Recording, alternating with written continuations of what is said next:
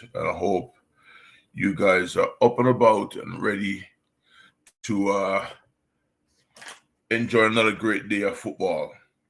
No matter who you're cheering for, the World Cup is the occasion where it's about the purest and the love of the game.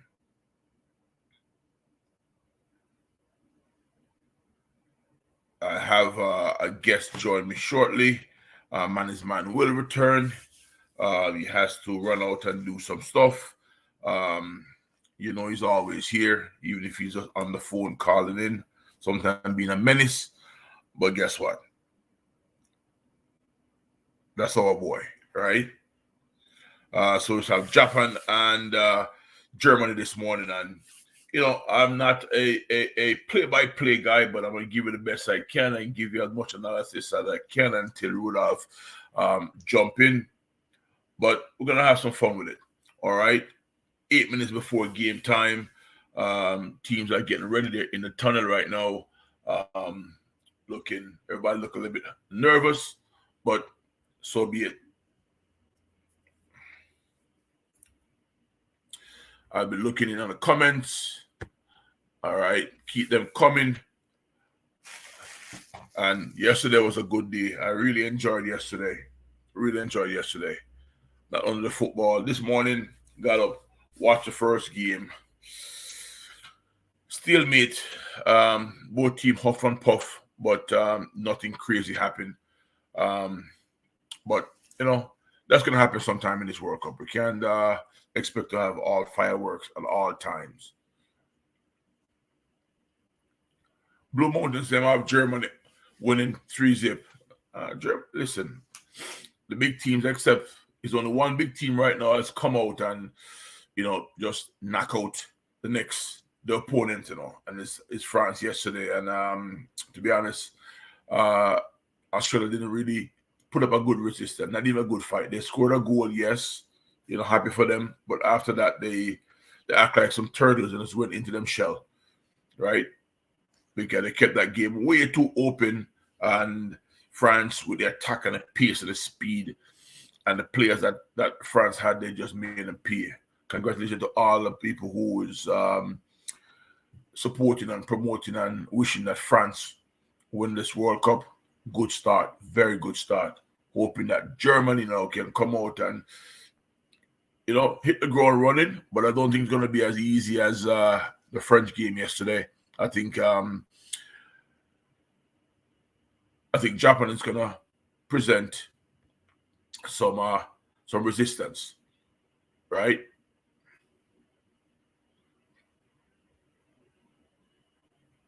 Yes, Foreign Spider. I think Japan's a good team also. Looking forward to this game, right? You can call them a minnows in the tournament, but I'm looking forward to this game. Teams are on the field now. National anthems are about to play. Yeah, man, I'm getting pumped already. Again, want to welcome all the viewers. I can see just looking at the chat on the last couple of days. A man is man, you have some loyal followers, and I like that. Keep building. I've sent in the stream to every person I know. I'm hoping that some people is watching, but they're not commenting yet. Some people are not comfortable commenting. Some have to build an alias, like Blue Mountain. So to put an alias up, but that's all right, Blue Mountain.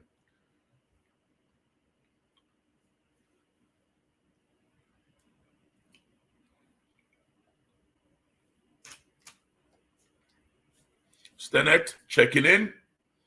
See you, my boss. Might have a little bleed back inside, but I hope it's not terrible. I'm gonna turn it down. See if there's any late breaking news for both teams. Hopefully there's no injuries.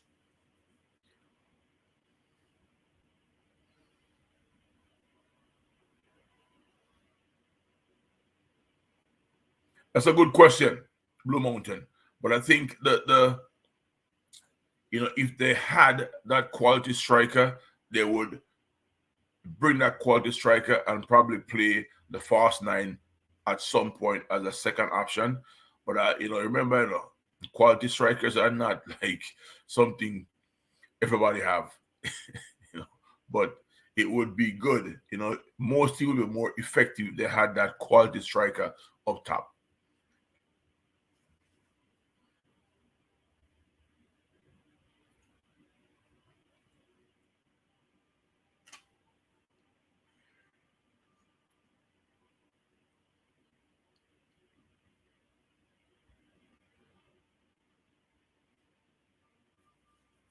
And for example, Blue Mountain, think about the Senegal game.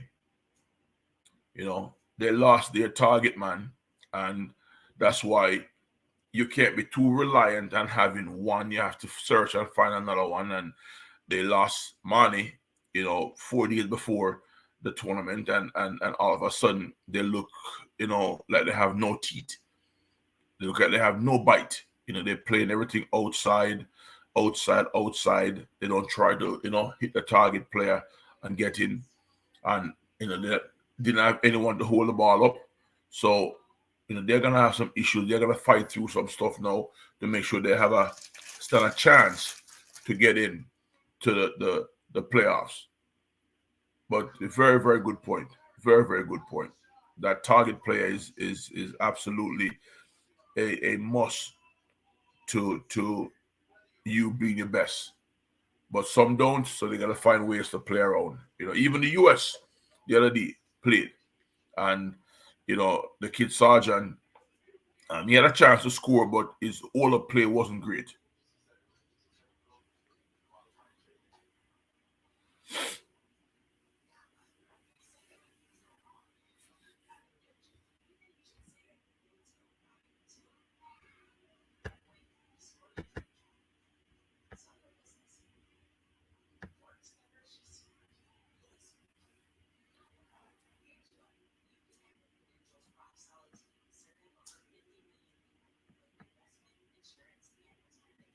Man, don't tease the program, man. You're gonna come in and say good morning. Come in and say good morning, man.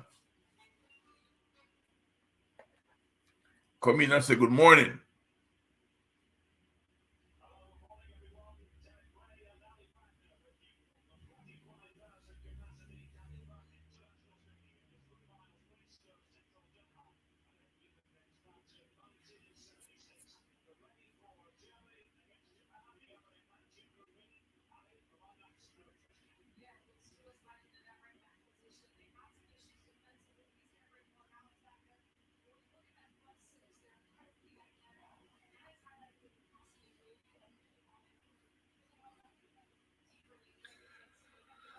Germany started in a 4-2-3-1 setup, which is probably going to morph a lot into a 4-3-3, defending in probably a standard 4-4-2. The Japanese is mirroring the same formation, a 4-2-3-1. Let's see what they're going to do when they drop into a defensive shape. And Blue Mountain, the commentators are just mentioning what you just mentioned about the quality nine, that Japan doesn't have a quality nine. Plus, they're undersized in that position also. So they're going to play a fast nine.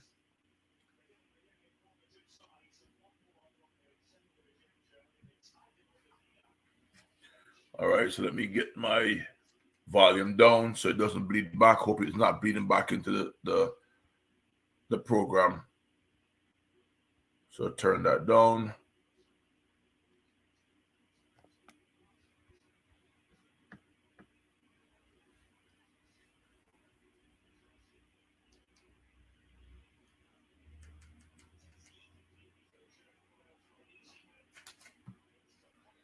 So we're off and running, gents. Stenet said 2-1 Japan. Stenet, like I told the viewers yesterday, I'm not wishing bad things for the favorites, but I would prefer if every favorite would lose the first game to make it even more interesting. right? Because then the best of them they have to bring the best of them out in the second and third game to get through, right?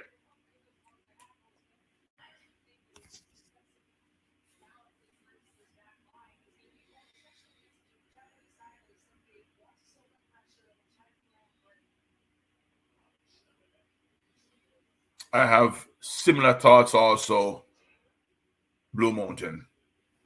I think he has good skills, but I think he plays almost fragile to me.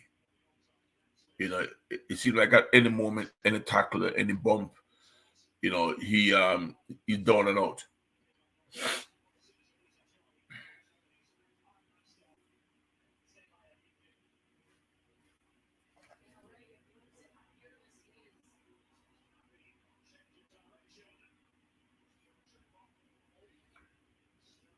Germany obviously come out in the first minute and a half and trying to establish dominance right away.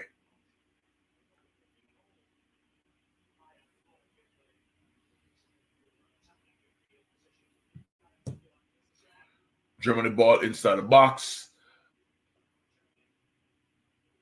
to Muller. Muller played it wide, pro touch by Miller.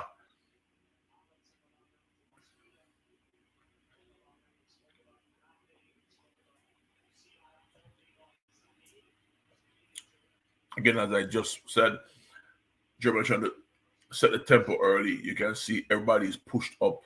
Even the goalkeeper just now, the shot of him was in the middle of his half, directing traffic.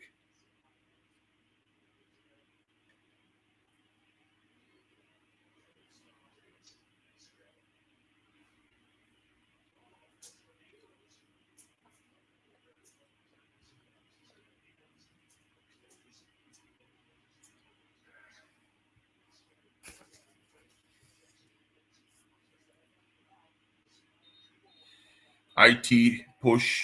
He win a penalty. Who you saying will win a penalty? IT push. You saying Avers will win a penalty?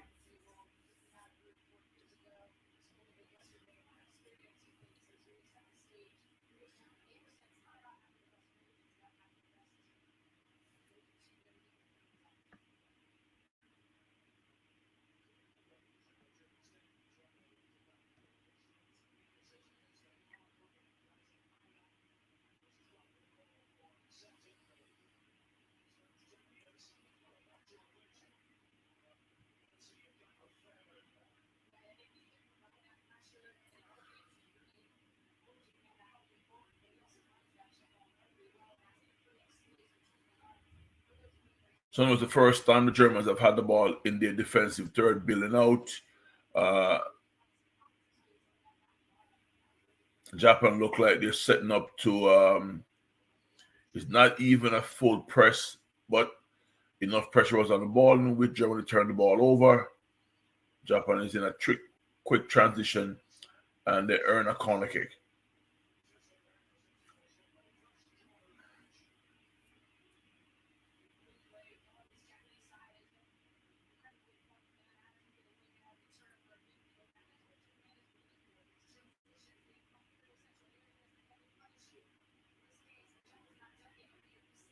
Very quick and well organized. Just now on the turnover, by the time Japan played the ball outside, they had three players in the box already looking for a cross.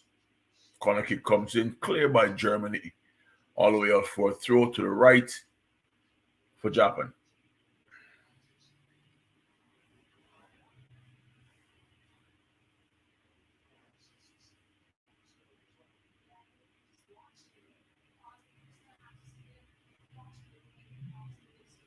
The German coaching staff does not look relaxed. But then again, who would, right?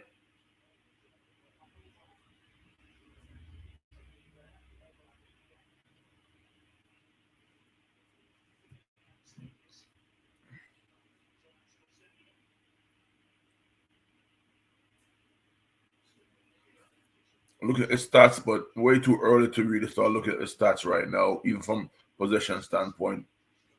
popped up on my device here.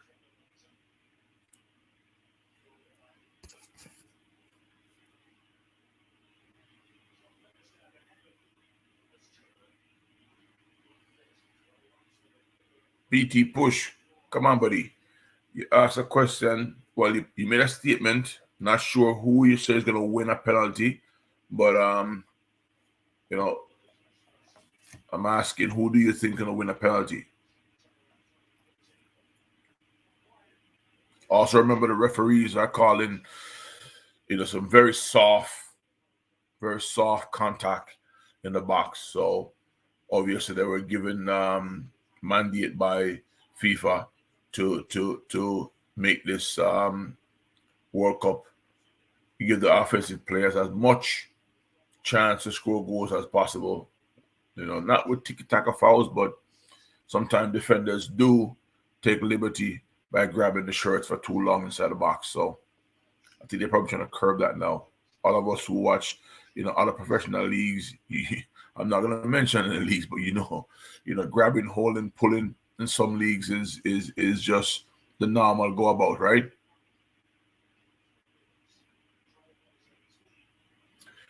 Ball to the left side of the Japanese box. Japanese fullback Wednesday try to clear it.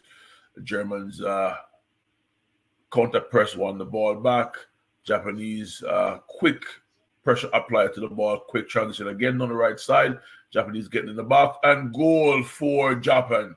Up, no, offside, but quick counter attack just now down the left side of Germans team, and they're targeting the left side. This is the second attack in 7 minutes where Germany turned the ball over in midfield, and the Japanese team quickly down that left side, right? And yes, he was offside by maybe 2 yards. Good finish though. I like the confidence and the finish.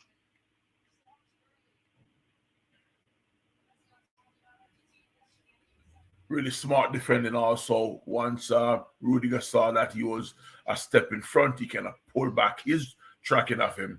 So the service ended up being offside. Good defending, good smart defending. But this game, compared to the first game this morning, all action already. All action. Again, Germany tried to build. Japan set the trap, won the ball back. But Germany this time was good in the repress to get the ball back as quickly as possible.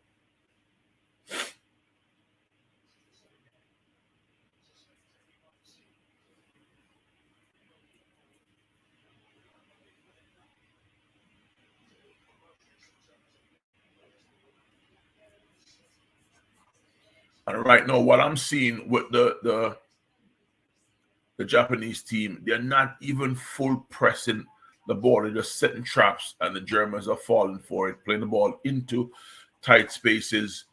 And even with a half poor touch, all of a sudden, the Japanese win it, and it's going forward.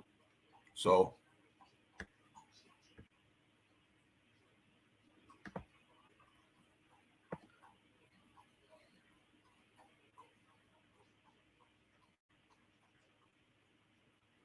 Germany attacking, slow build up on the left side of the field. Now they pass the ball back. They're back in their half, rotating the ball to the goalkeeper, trying to pull the Japanese team out.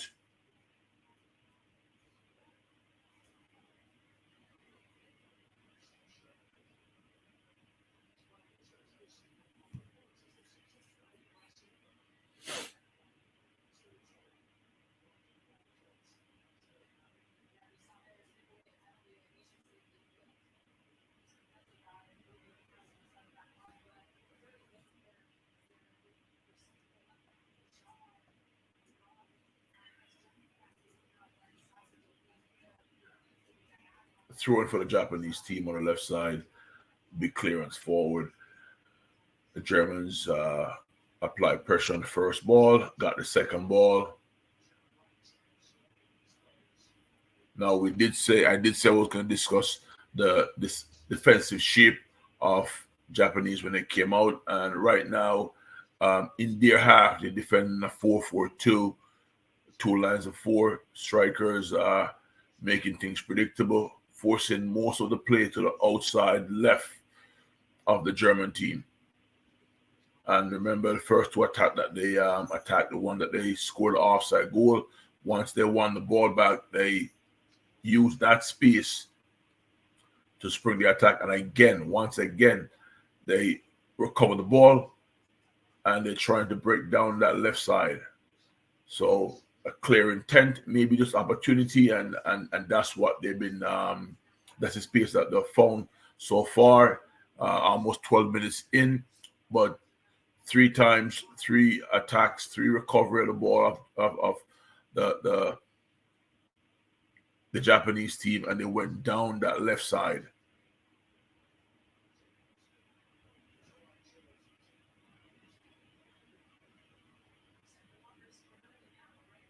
Pretty good organization right now by the Japanese team. Once the closer the ball gets to their goal, they double up on the marking and being very effective winning the ball back.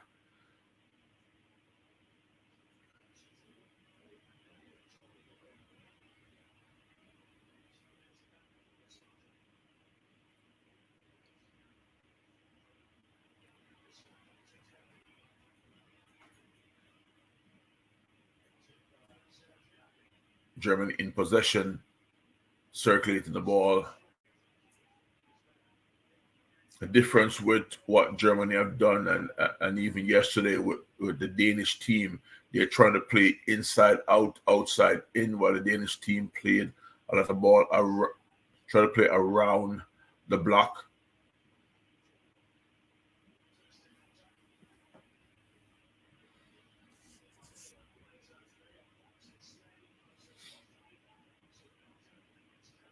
Fresh God, big up yourself. Good morning, my brother.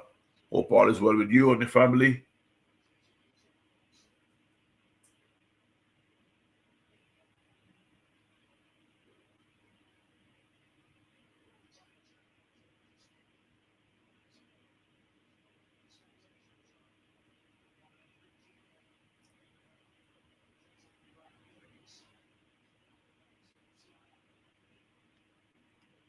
Germans at this moment is pushing them back. This is the furthest back I've seen the Japanese team doing that sequence of play, that phase of play just now.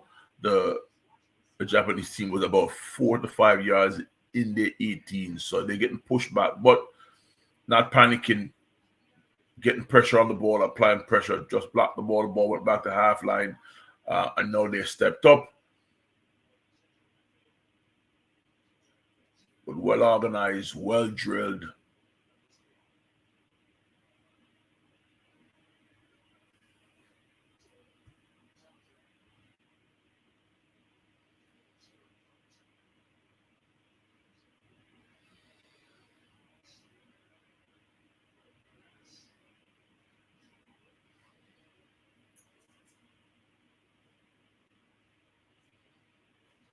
Fresh God, thanks, my brother. Every day is a blessing, right? After the past 3 years, what happened in the world? Every day we get up and see the sunshine, whether it's warm or cold or rainy.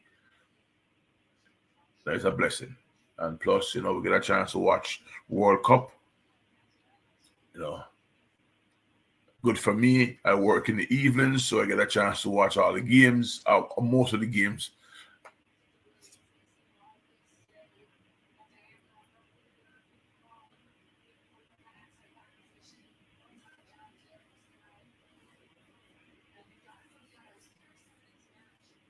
Yes, people, and touch the like button, subscribe to I Am Sure Sports. After the first time watching the program, when I was sent the video and watch the program, I hit the like button right away. Bam.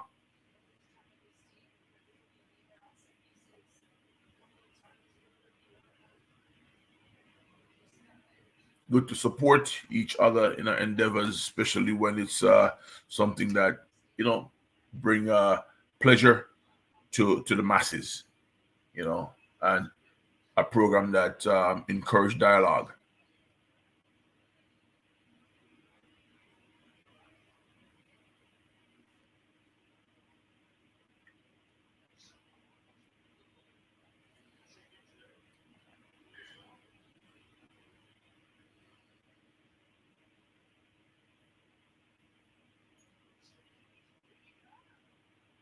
Rudiger is always a threat. Corner kick for Germany. Germany whip it in. Rudiger got there, got a good quality header on the ball. Some pressure. The ball missed by maybe 18 inches.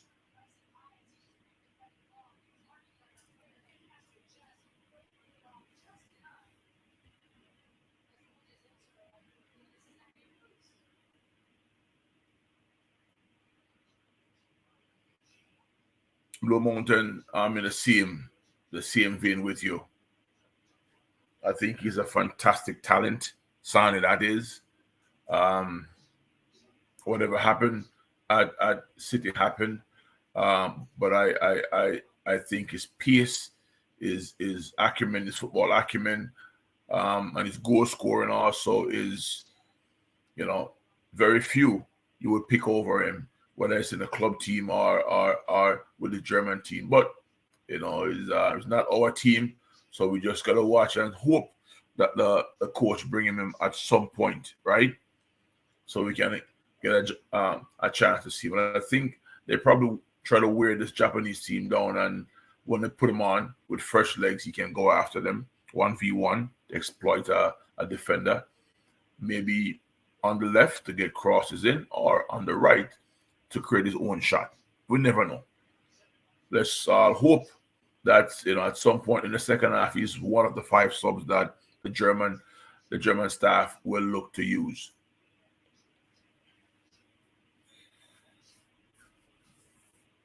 Delroy Robinson, good morning and welcome to the program. Well, Germany has its full share of black players. You're right. You're right. Remember in the 80s when you watch a German team play, you never thought you'd live to see this. And here we are. Here we are. It's a changing world, my friend. The changing world. I hope a time, yes, we'll see a black player from Argentina, and Uruguay has a couple, one of the team who never had any. Paraguay also.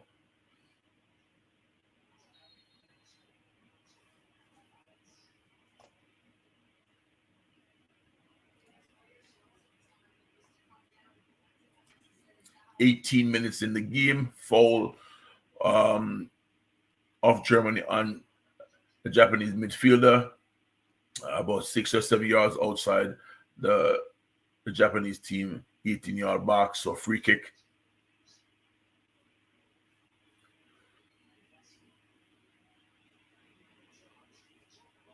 Yesterday, Rudolph and I had Rudolph Speed had a conversation about the Japanese team, and it's true to form. Very organized, technically sound players also. All right, discipline, very disciplined. Right now, they know exactly how they want to play. They shape defensively. They know their shortcomings, and they cover it using work to disguise their shortcomings.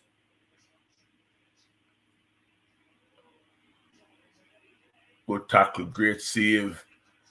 Great save by the goalkeeper. A ball ricocheted and rebound on top of the box. Gundogan came through and put a nice strike on goalkeeper. Had a good save to his right. Ball rebound to a German player that was in the offsides. Put it over the top. But again, every single pass, although Germany had that shot, in fact, my mistake, it wasn't the person who said made a shot. But the sequence was correct. But every single pass just now, 35 yards from the Japanese goal, they had pressure on the ball. All right. That takes concentration, that takes discipline. They're making it very difficult for the German team right now.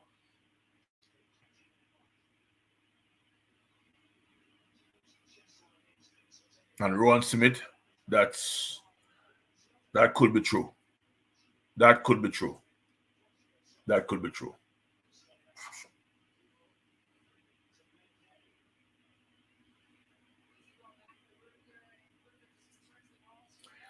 German at this moment, the Germans are being very sloppy. That's the fifth in my calculation. That's the fifth turnover they have had with minimal, if not no, pressure on the ball, taking bad touches, poor touches that led to a quick counter attack, and now the the Japanese have their third corner kick, 21 minutes in. Didn't go long. They play short, play back to the back post.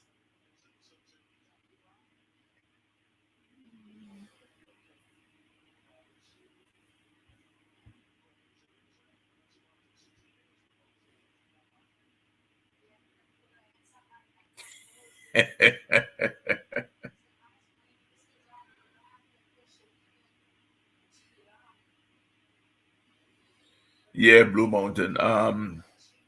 The history in parts of South America um, is not particularly favorable to we, you know, Africanos, and the history book tells very vivid stories about things that happened in South America in the 18 and 1700s. We do understand, my brother. We do understand.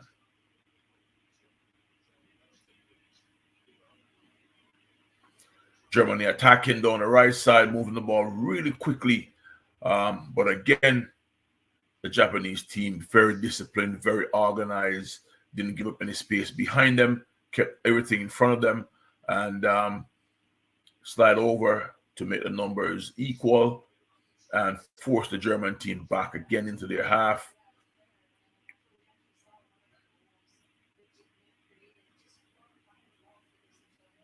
I've said it on the program the last couple of days, and Mr. Rudolph Speed also said that this World Cup is going to build on how tactical these teams can be.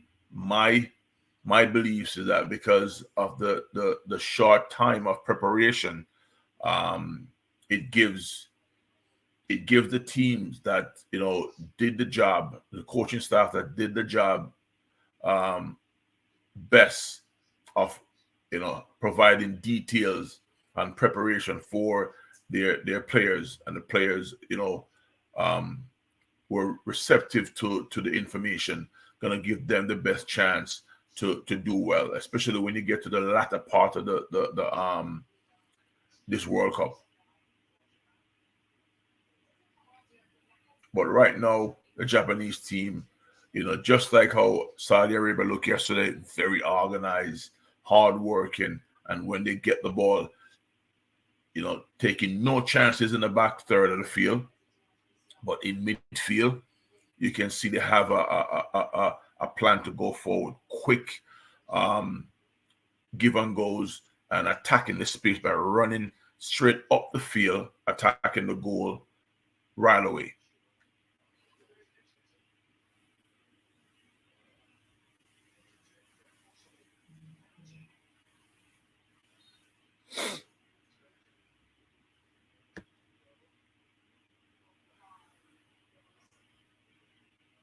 Question by Bird from five. No, Germany's playing with a back four, but with Lamb, not Lamb, the midfield. I'm gonna tell you right now. I'll tell you right now. With Kimmich, yes, I would mix up with Lamb because he plays so much like Lamb. With Kimmich dropping in between the center backs and making it a back three to push the 2 and 3, the right full fullback and left fullback up the field to create that numbers and give the team balance in the width going up. So that's why at times it seemed like they're playing with three. There's some other ways to do that also by sliding out the eight or the six out into the right channel and left channel. But right now they're using Kimmich to drop in to create that falls back three, to be honest with you. But because remember, he's a natural, his original and primary position is playing right fullback, so he's comfortable playing in that space.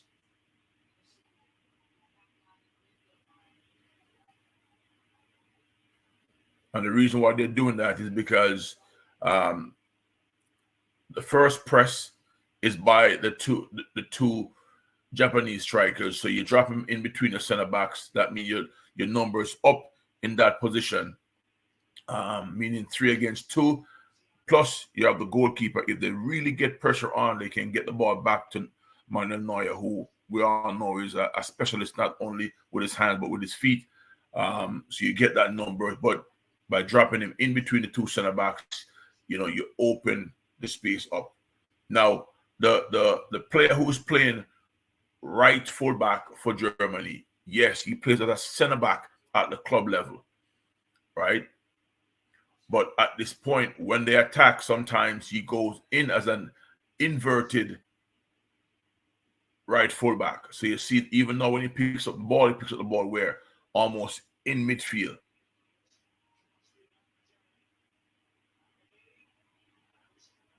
Great movement by the German team just now. Got the ball back into Gundogan, who rolled it forward and hit a nice shot.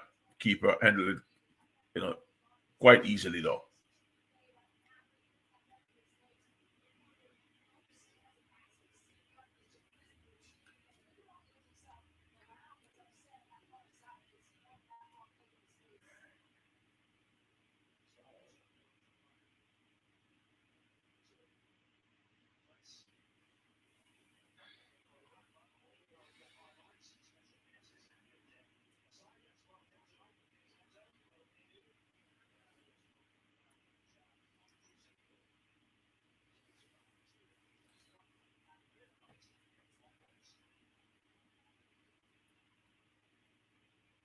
That's a proper observation, Ron Smith. But Mr.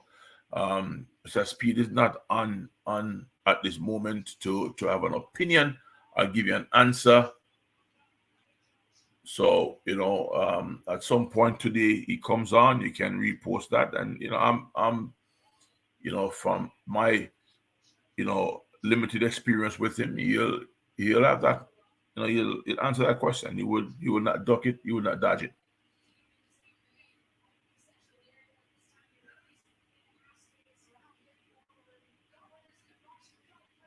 But the only thing I would say on that is that the Japanese, during '98, the Japanese football program was underfunded. It wasn't broke, but underfunded. But after around that time, they invested heavily in fact, no, they started before that.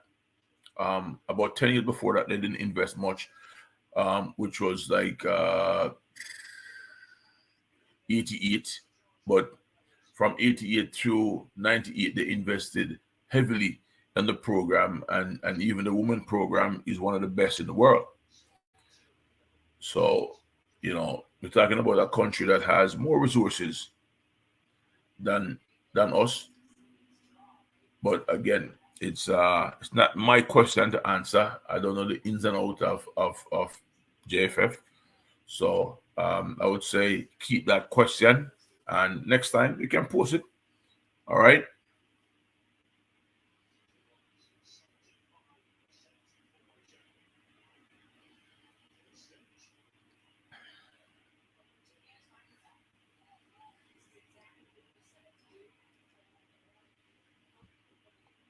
Good point. Henry, AM Henry.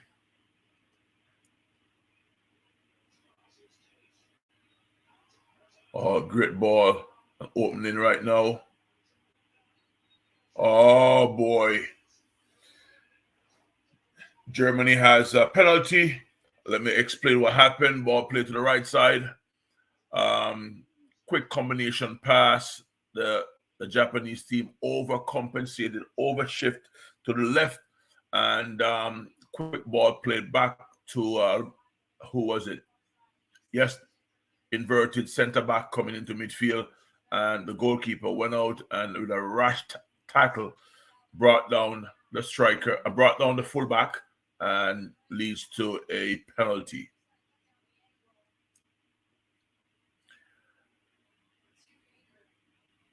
Yep, way too eager. Such is life. A lot of hard work was put into the first 30 minutes, but no, he has to go try and make a save to keep this at 0-0.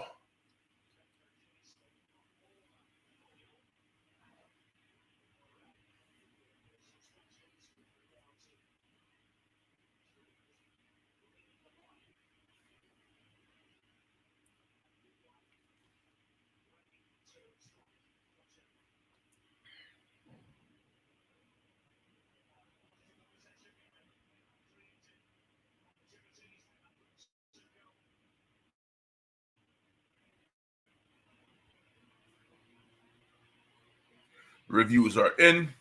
It's a penalty. Obviously, no VAR has to do their review now.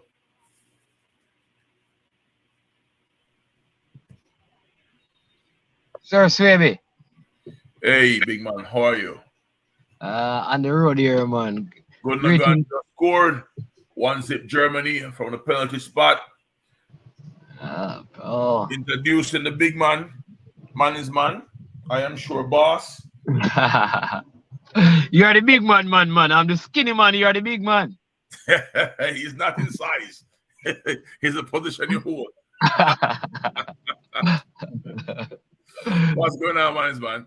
Yeah, man. But I listening to you talking on the game and thing because I can't watch it, and because I'm playing the thing through the speakers in the car. Yeah. I can't listen to the radio commentary. So I'm listening to you and getting my breakdown, So just want to just kind of chip in a little bit. So big up to everybody, and you're doing a good job, man. Well, So you see the big sport elite in the group though. Who? Salty. This is Salty. That's Salty talking to you, But tell me what I saw because he doesn't put up our Salty, Yeah, man. So I just put up his comment. That's him talking to you. Oh, that's Salty. Yeah, yeah. Come on. Hey, Salty, stop using alias, man. But Salty is an alias too. Exactly. Here you see him in the place, But you know what? I'm gonna talk with you after your Salty. I need to know your real name. I won't tell anybody on the program, but I need to know your real name. Salty. Why, Salty? I played Ginal.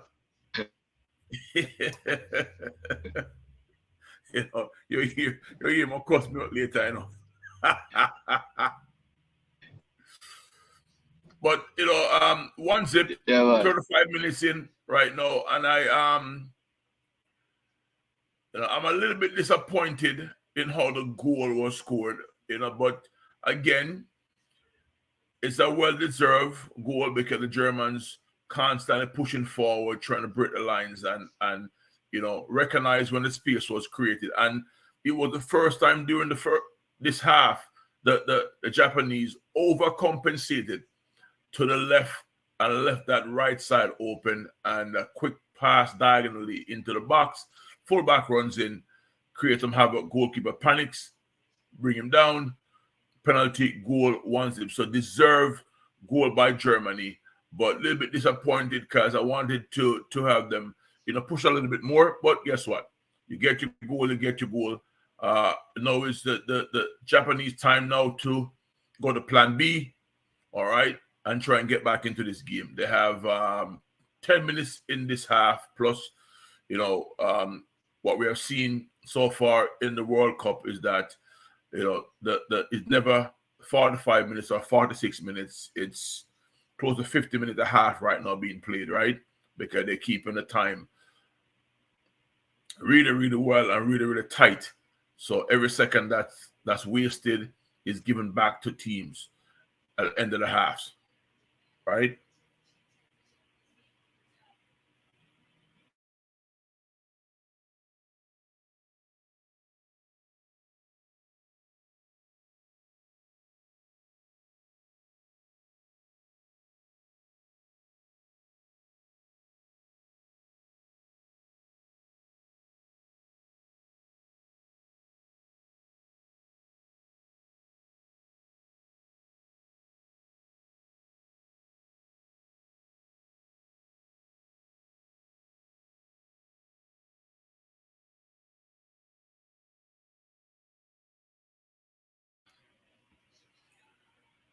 Ladies and gentlemen, I have a guest coming on in a couple of minutes. All right. Some of you know him as New York, New York. He will be coming on soon. I'm sending the link right now. And we all know the great Diego. Whenever I'm calling himself in the third person, he said Diego. So just send him the link.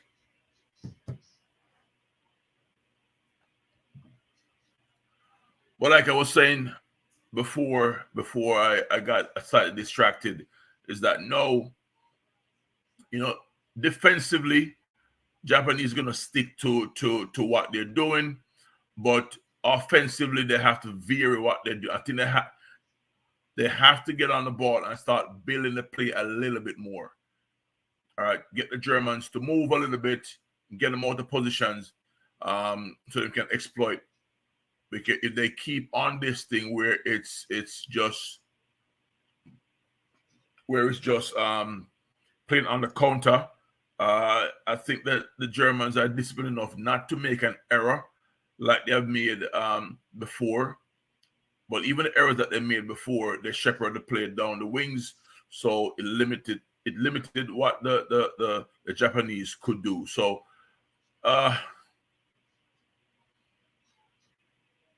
let's see, it's only 5-6 minutes left in the half. So if they don't concede again before the half and put themselves in a deeper hole, I'm pretty sure they're gonna go in and make some adjustments, come back out. Not necessarily changing what they're doing defensively, but offensively, they're gonna try and change some stuff. Again, Germans forced the ball into tight spaces that the Japanese set the traps. The Japanese won the ball back on the left side of their team, the right side of the German outfit. The German outfit recovered quickly on a repress, win the ball back. I'm gonna ask the viewers a question. This young German player, Musiala, what do you guys think about him? All right. I'll pose the question again. What do you guys think about this young German player, Musiala? He plays for Bayern Munich also.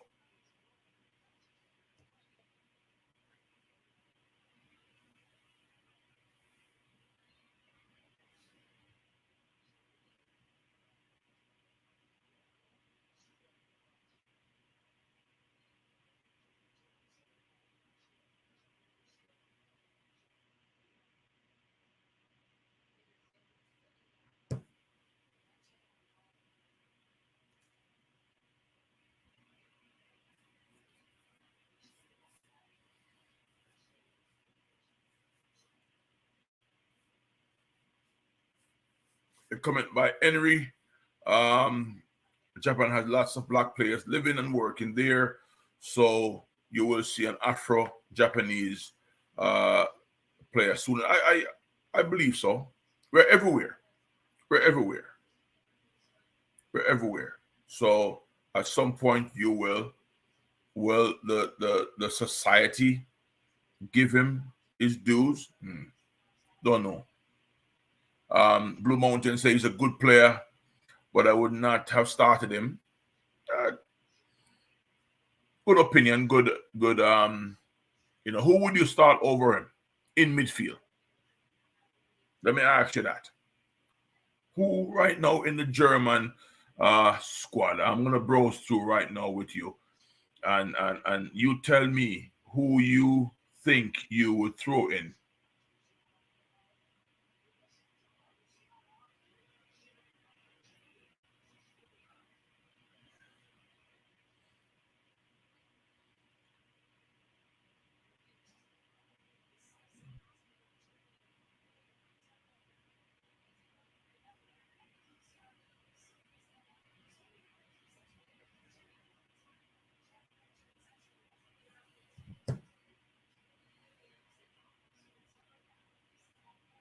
Hey, first time in the World Cup, they're throwing a wave. That's good. The World Cup is never a World Cup without you start seeing a wave going through the stadiums.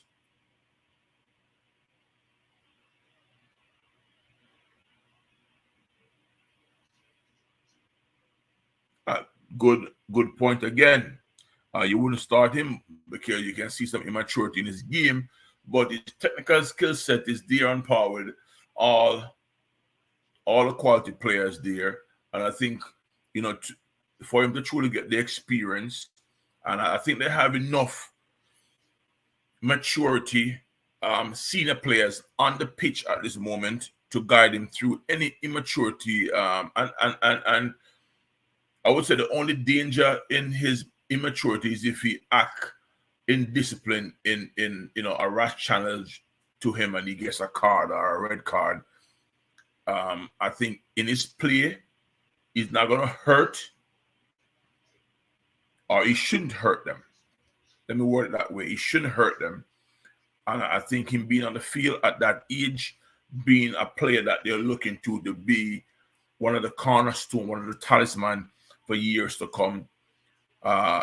It's just me. I think it would be it's the right thing to give him the shot, right? From an argument standpoint, and I do believe that. There you go. I agree. So we agree to agree. But I don't think at his age also, I must say this, I don't think at his age he's gonna play long minutes. I think they're gonna protect him as much as they can. Worse, if they say Germany win this game, they're probably gonna say, hey, the next one, we'll sit you out. Let him, calm himself down, keep that fire burning in his belly, and bring him back for the third game. All right. And just see how he reacts, because as you said, that maturity, right? In that third game, worse if it's a game, say Germany win their first two games, it's a game where he should be able to relax and play his game, right?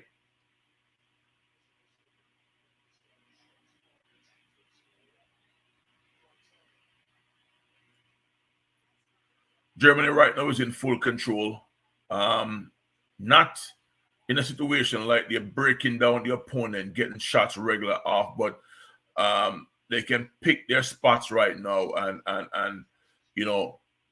like I said, move and rotate the ball constantly in different space. Woo!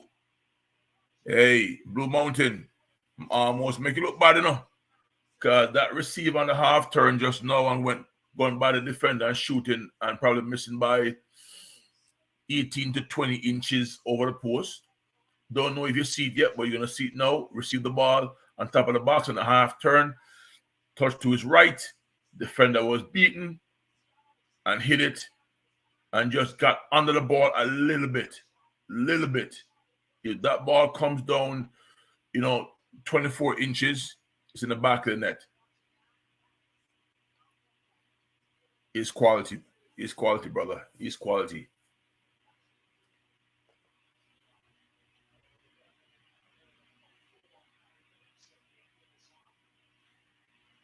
But I think, like I said,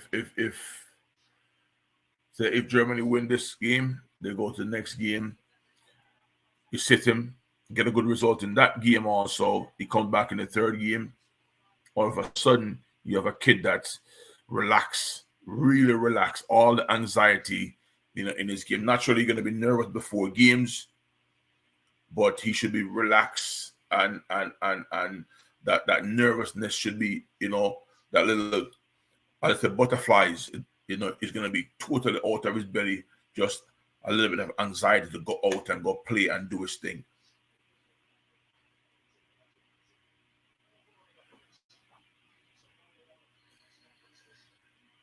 Right now in the German midfield, the big man is running the show. Gundogan getting on the bars deep. Germany's on the run again. Ball back to Musiala. To the right side of the Japanese box. Work the ball outside to the left fullback.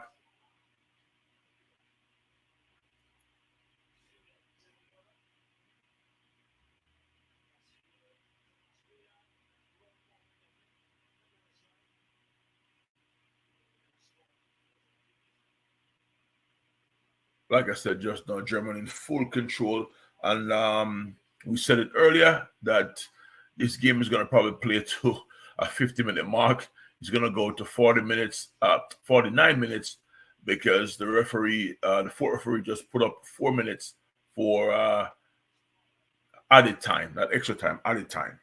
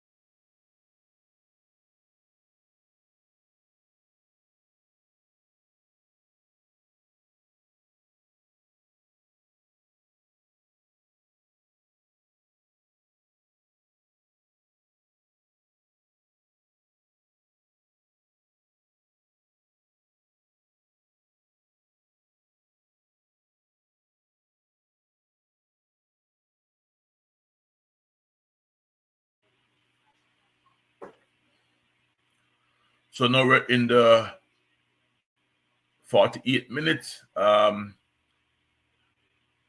Germany pull the Japanese upfield, and a quick transition up the field.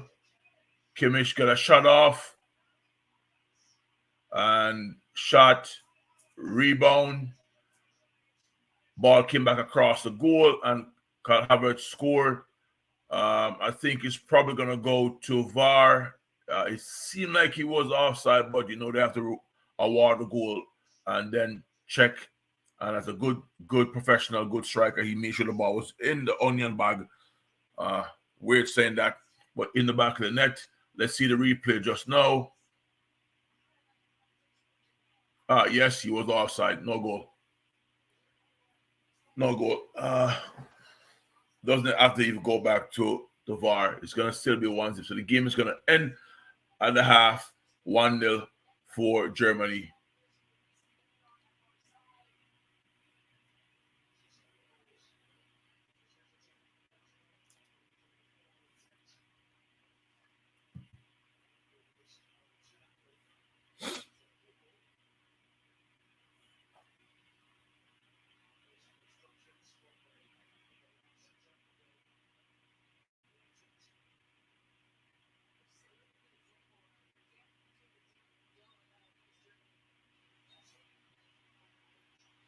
Yes, like I said, it was offside.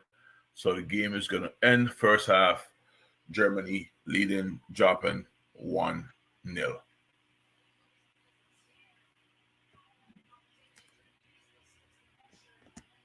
So because I'm by myself at the moment, let's make this interact. All right. When the referee blow for the halftime, jump in. Tell me what you're seeing. I'll tell you what I'm looking at, but you guys can also tell me what you're seeing.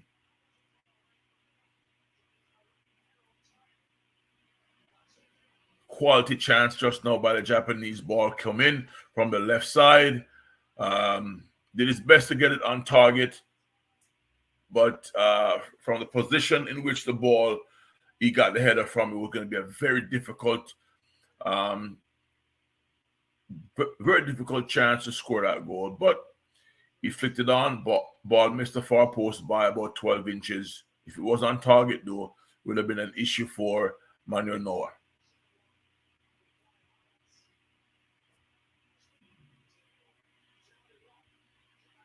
So Germany won, Japan 0. First half ended. So let's talk, my friends. Let's tell me what you're looking at. Tell me what you're seeing. All right. I'm going to tell you what I'm seeing. No, I'm not afraid of giving you my opinion, but let's get in the chat, throw some stuff on. I know it's still early for some. Some is probably going to head out to work right now. But at this moment, let me even turn my TV down even lower. Possession right now, Germany 81% possession to 19 for the Japanese team. Total shots on goal, Germany 14, Japanese 1. One big chance for Germany, 0 for the Japanese team. 421 passes made with a percentage of 91% of accuracy. 64 passes made by the Japanese team with 58% accuracy, which is way below at this level international threshold, right? Fouls committed 3 for Germany, 4 for the Japanese team. Offsides 2 each. Corner kicks 1 for Germany and 3 for the Japanese team. Block shots. Germany have had 5 shots blocked. Obviously, Japanese have 0.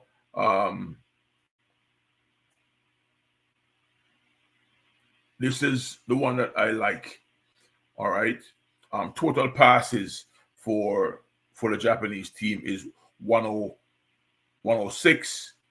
But only 49 was in 49 was in their own half and 13 is in the opponent's half. While on the German side, they have 211 passes in their own half and 210. Basically, a half of their passes is in the opposing team half. So again, Germany from a possession standpoint, the stats, and again, stats, is like a bikini. It covers a little, but it doesn't show everything. So it's play on words there, but we all understand what that means. Long ball accuracy, 18 long ball was played by German team. They have 72% accuracy. 9 was played by the Japanese team, and only 33% was accurate. So we can see the stats is showing right. The complete breakdown right now is telling you that Germany is in the driver's seat, and when I say driving, they're driving ahead of everybody. In the defending standpoint, tackles won. The Japanese team have won 10 tackles, 71% success rate, while the Germans have won 2, because they're not really tackling to win the ball back. They're just coming back with the athleticism and quite easily taking the ball back off the Germans with the repress. So duels, 18 duels. Germans 42% duels won, while the Japanese 26 duels, and they have almost 60%, 59% of their duels won. So pretty disciplined game. No yellow cards, no red cards. Although I thought the penalty, the goalkeeper could have gotten a yellow. but the referee did a good job. They gave him a stern talking to, which is in some places, some leagues, they look at that as a yellow. All right. Blue Mountain Post. I have now placed the German team into my contender slot along with England and Netherlands. Can't argue that point. Can't argue against that. German look pretty decent right now, and against a well-organized German team, they seem to have a identity and know exactly what they want to do to break it down and get chances and get shots at goal, right? Out of all the teams that I've watched so far, and you can only judge teams against who they're playing. We can't say if this team played that team, what would happen. So far, watching, although it's only a penalty they score, this German team look good, not great, look good. All right. We can't say if England played this team, we're gonna judge England against who they played. So the result is the result. What we can do is look at styles and recognize what the adjustment the coach is gonna make second half. So I want to see what the German staff is gonna do the second half. My opinion, I think they should come out and try to get another goal, another 2 goals to take the pressure off them. So if they do make an error, it doesn't burn them that they drop a point. So if they get 1 or 2 more goals, they can relax and play the game now at a pace where they're not going 100 miles per hour, because you do not want the performance in this game to affect the performance in the next game. So keep your comments coming. We have 10 minutes so before we get back on the field to play. So keep your comments coming. I'm still browsing the stats to see any talking points. Yes, the saves.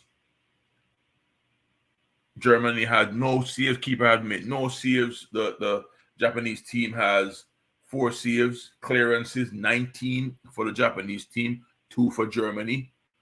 And I think those 2 clearances was very early when they turned the ball over carelessly in midfield, and the Japanese team attacked down that right side of the Japanese team, left side of the German team. So it was very early in the game, those 2 clearances. After that, Rudiger marshaled the defense.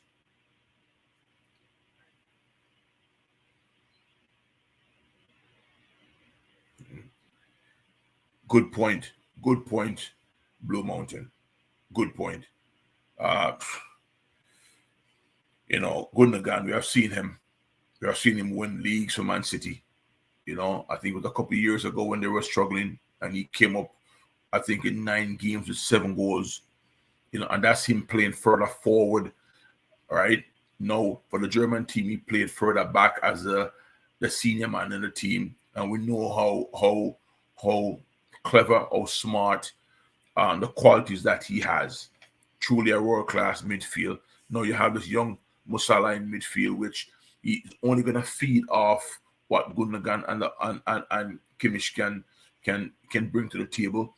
And because those 2 guys are so sound all-round footballers, both can play as a 6, right? It gives Musiala more impetus to go forward and be himself. You're right on the money. I think this German midfield can only get better. I think only, illness and injury, and we're knock on wood, hope that doesn't happen. I think they can only get better. So I agree with you. Like I said, keep the comments coming.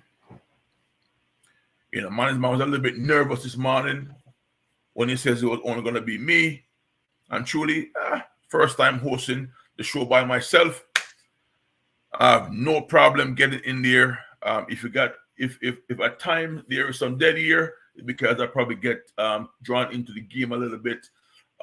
Something that I see that I maybe at the moment can't follow the play.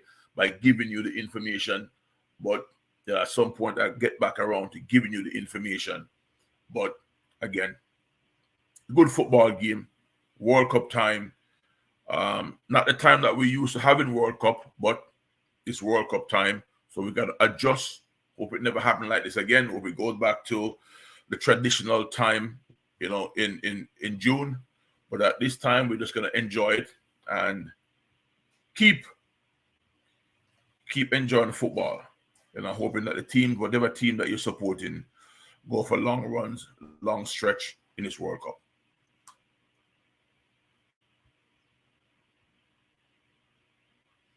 Excuse me one moment.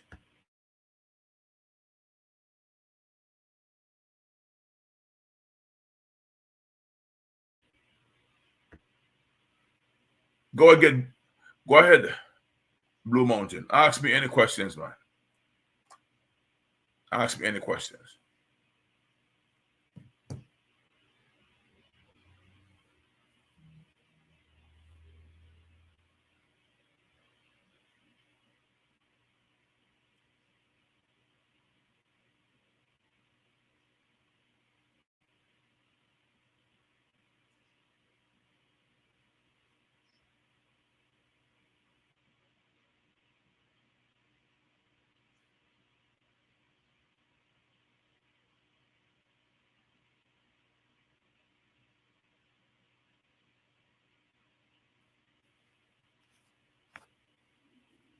Go ahead, Blue Mountain. You can call into, and we can have the discussion live.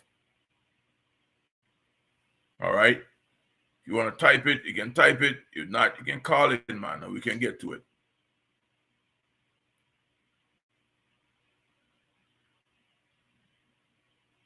I can see somebody's on the screen. Call, I recognize. Who's it?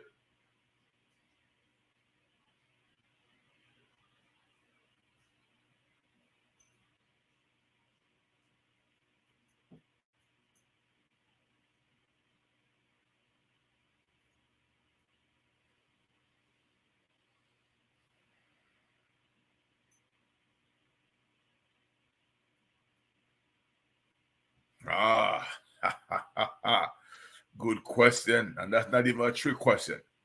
That's just a good question.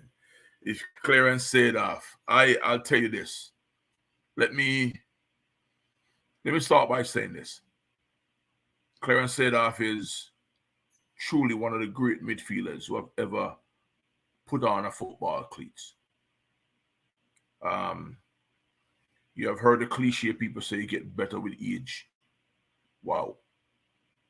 I remember him playing for AC Milan when he was in his mid-30s. And this is right before.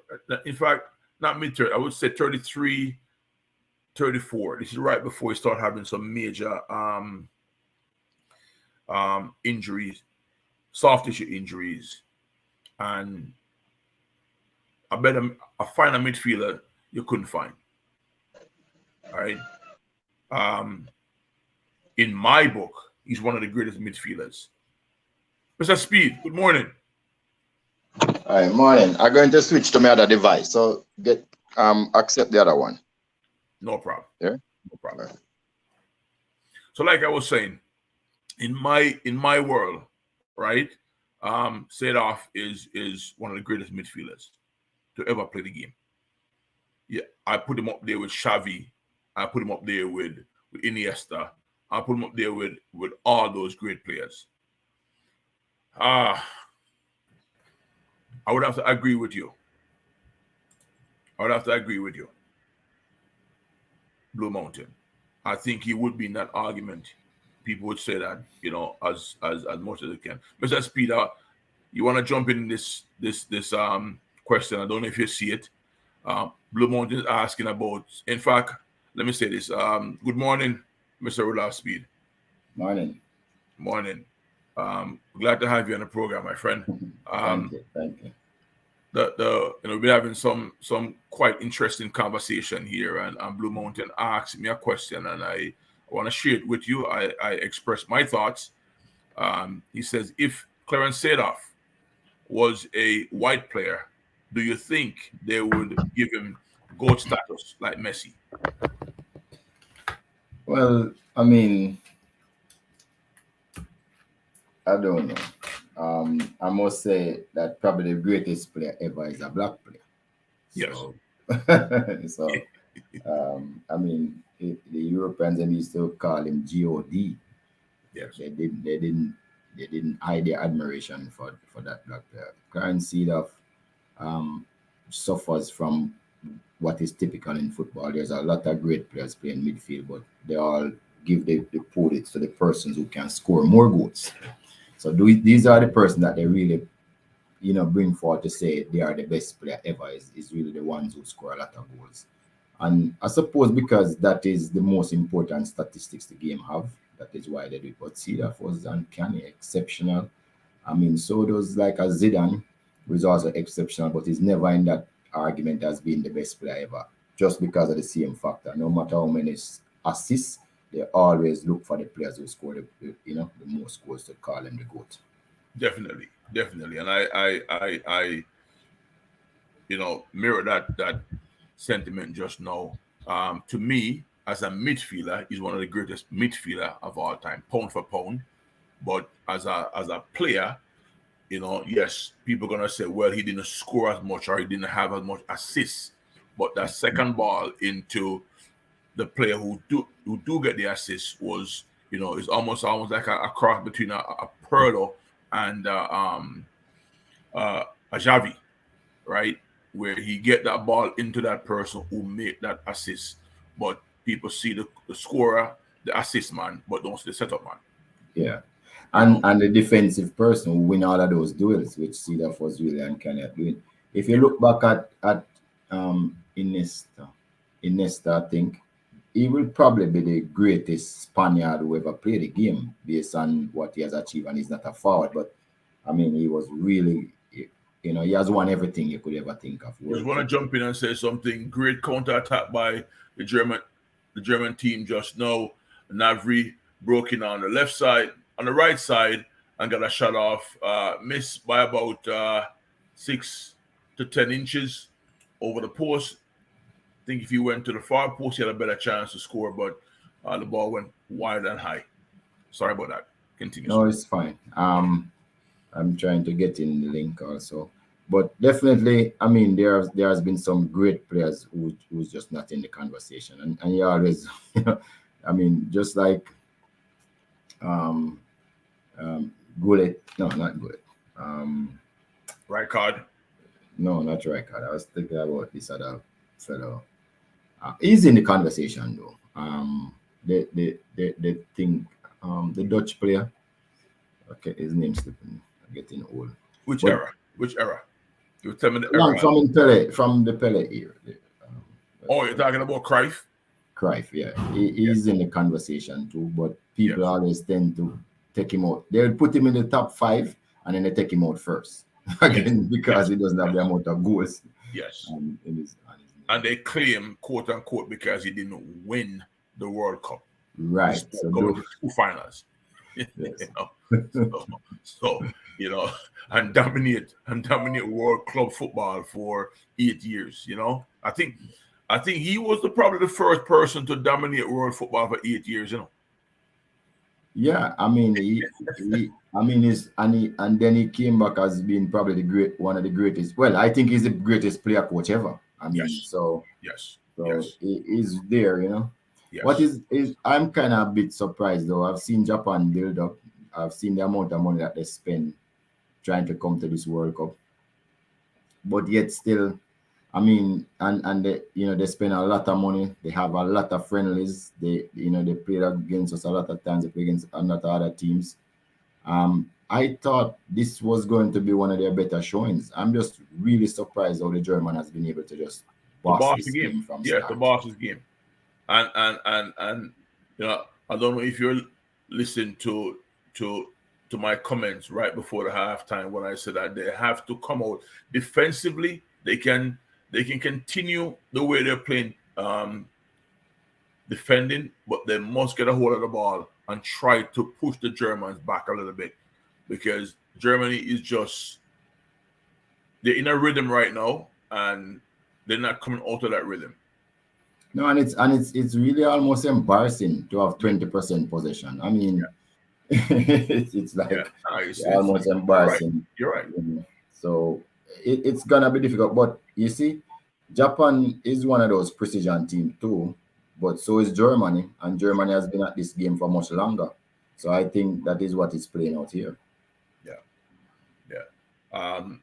The Japanese team, this is one of their better build-up, all the way up in the German half against the 18-yard box, and got a shot off, a rush shot. Yeah, I think he had more time to get his hips around that and get a quality shot off. Yeah, it was deflected to the corner. So now they have 4 corners now. And I think that's out of all 4 corners, they played 2 short and played 2 in the box. So what is happening here apparently? I mean, the Germans are just naturally big, physical, intimidating players. I mean, that's just almost every German team you could find. Strong. They are not going to come here unfit. They are going to become at their peak physical self. And the Japanese, they are a little bit smaller. I'm wondering if that particular part of the game is taking a little toll. There's a lot of intangibles sometime in the game. True. And this could be just one of them. And just to make a point quickly, Blue Mountain, Musala is having a fun day, brother. He just went past 4 German players in the box, and again, a little bit of a rush of blood to the head. Hit it maybe way too soon, and should have scored that quite easily. Opening his body and shaping the ball in the near post would have been a better choice. He tried to kick across his body and missed the goal from, I would say, 12 yards out. Right. So Brown man, you're right. Manning's man must be very worried playing Clarendon College this evening. So you're right. Damian Bailey. Yeah, man, we need Jamaica to go to the World Cup. Warren Webster. Yeah. With CONCACAF team, we have to support them, Canada. We already start our road to go to the next World Cup. I hope say everything work out fine. So, we get a top coach and a few performance encouraging with him at the helm. So we hope and he has gone to World Cup before, so we hope we can go from strength to strength. But back to the game again. And I am right. I'm a little behind you, So you are seeing the game before me, right? Well, if you want, I'll slow mine down so we see on the same page. I attempted to do that the other day, and no, man, go ahead. No, we understand. I understand. Go ahead. I'll just play like you more commentator as soon as something happens, and then I'll just back you up. So go ahead. There you go. We'll make it work. We'll make it work. Yes. Make it work. We'll make it work. Right. But tactically wise now, I don't understand what is Japan's plan. Tactically.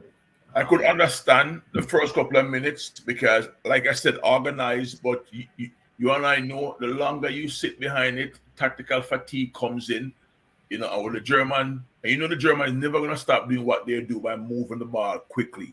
So at some point, physically, you're going to get burned also. Yeah, and the German,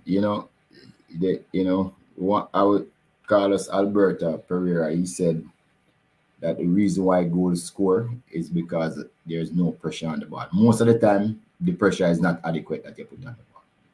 The Germans are not allowing Japan to play today. They are just pressing them high up the pitch.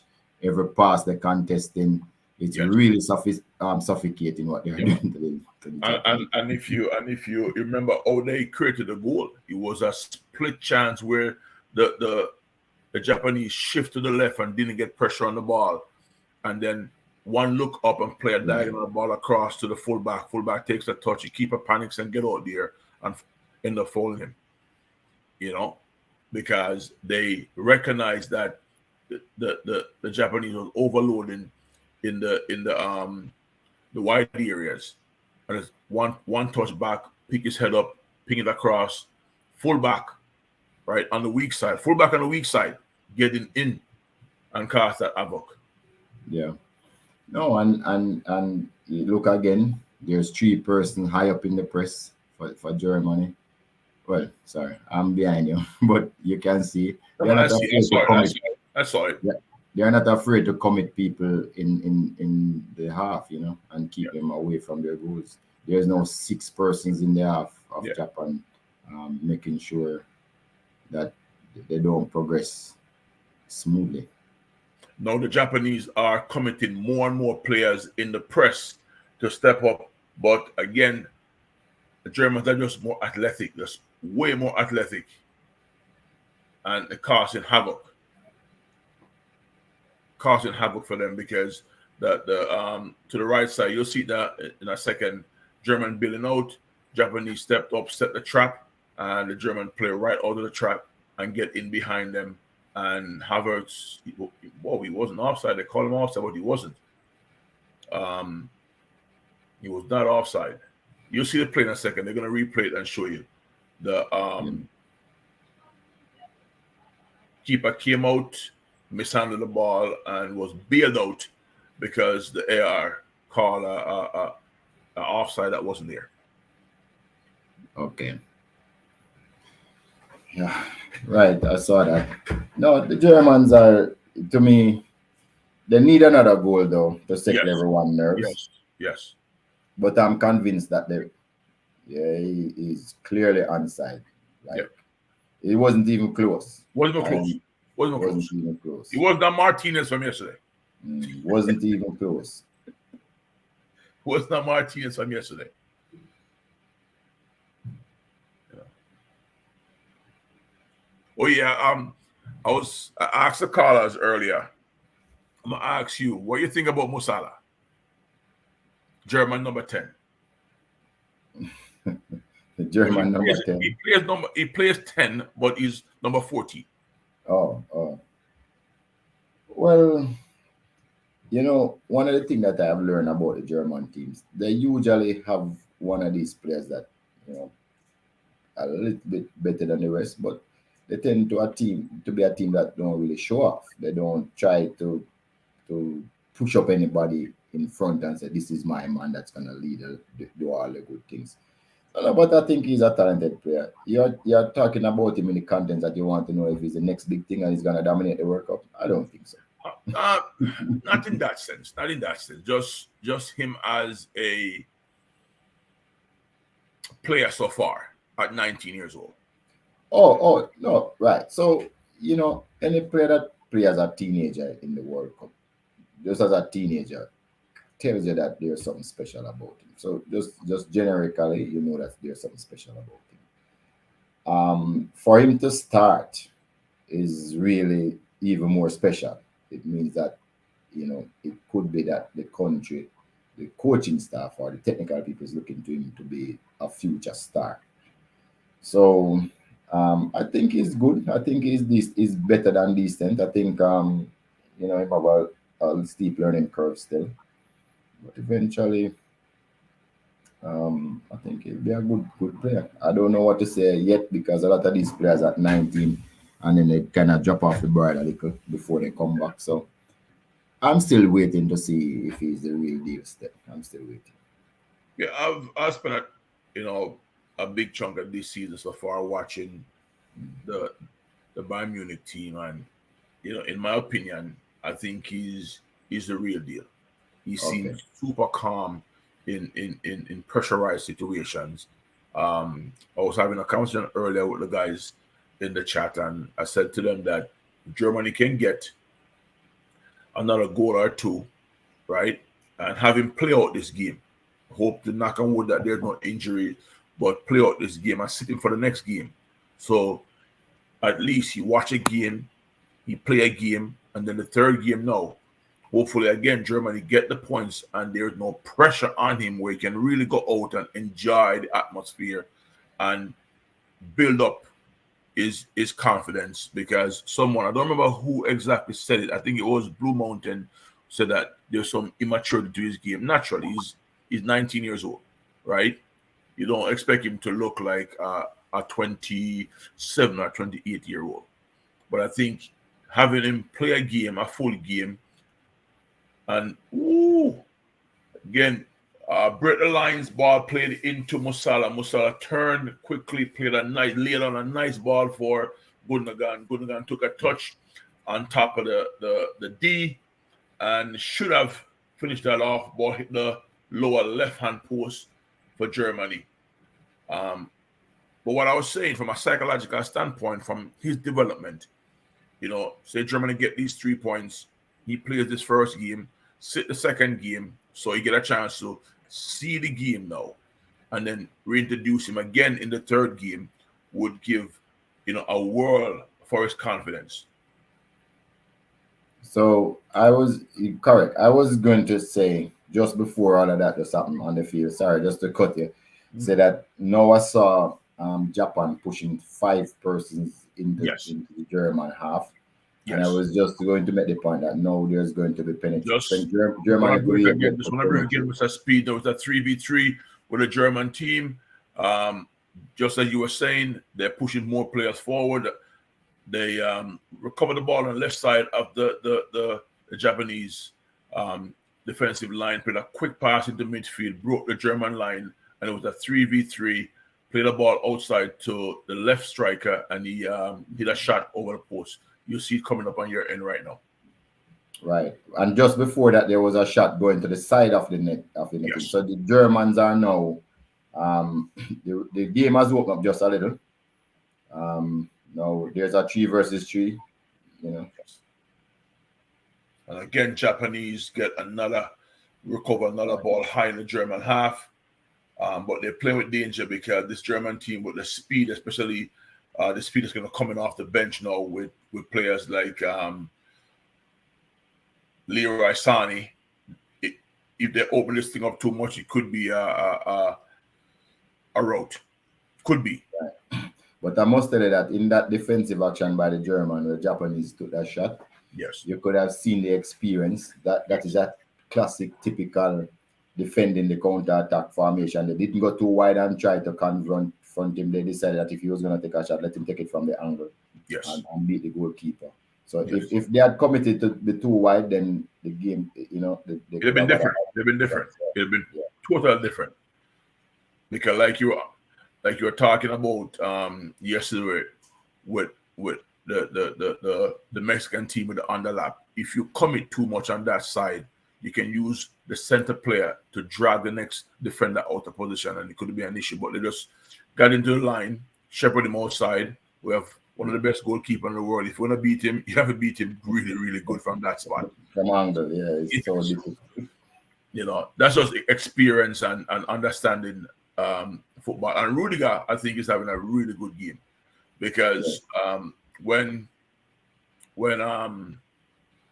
they had a counter-attack in the first half where he recognized that the striker had a step on him and he just slowed down and allowed the pass to go through, knowing that he was going to be offside. So again, the experience, a lesser defender would be trying to get back and put himself in trouble, right, by playing that attacker onside. Yes. I mean, when is like yesterday, even you could have seen that. Australia went ahead. France just had a lot of weapons to be able to get back the goal.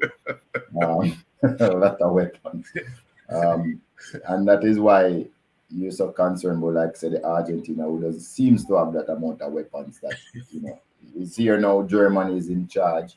I still think they should try and score the other goal, but yes. Looking at the stats, there's nothing to worry about. There's nothing to worry about so far. Another thing, stats haven't changed. Yeah, they have gotten a little bit more possession. Now it's from 18 to 23, but again, way below because the passing accuracy from the Germans are still 90%. And they're at 65, so... Germans are so efficient. Hey, you haven't seen and this. They have good defenders. It's not like the Germans. They have solid defense. That's what on the field and off the field. Yeah, remember they won a World Cup winning almost all the games in penalty shootout. Nobody could score on them. Exactly.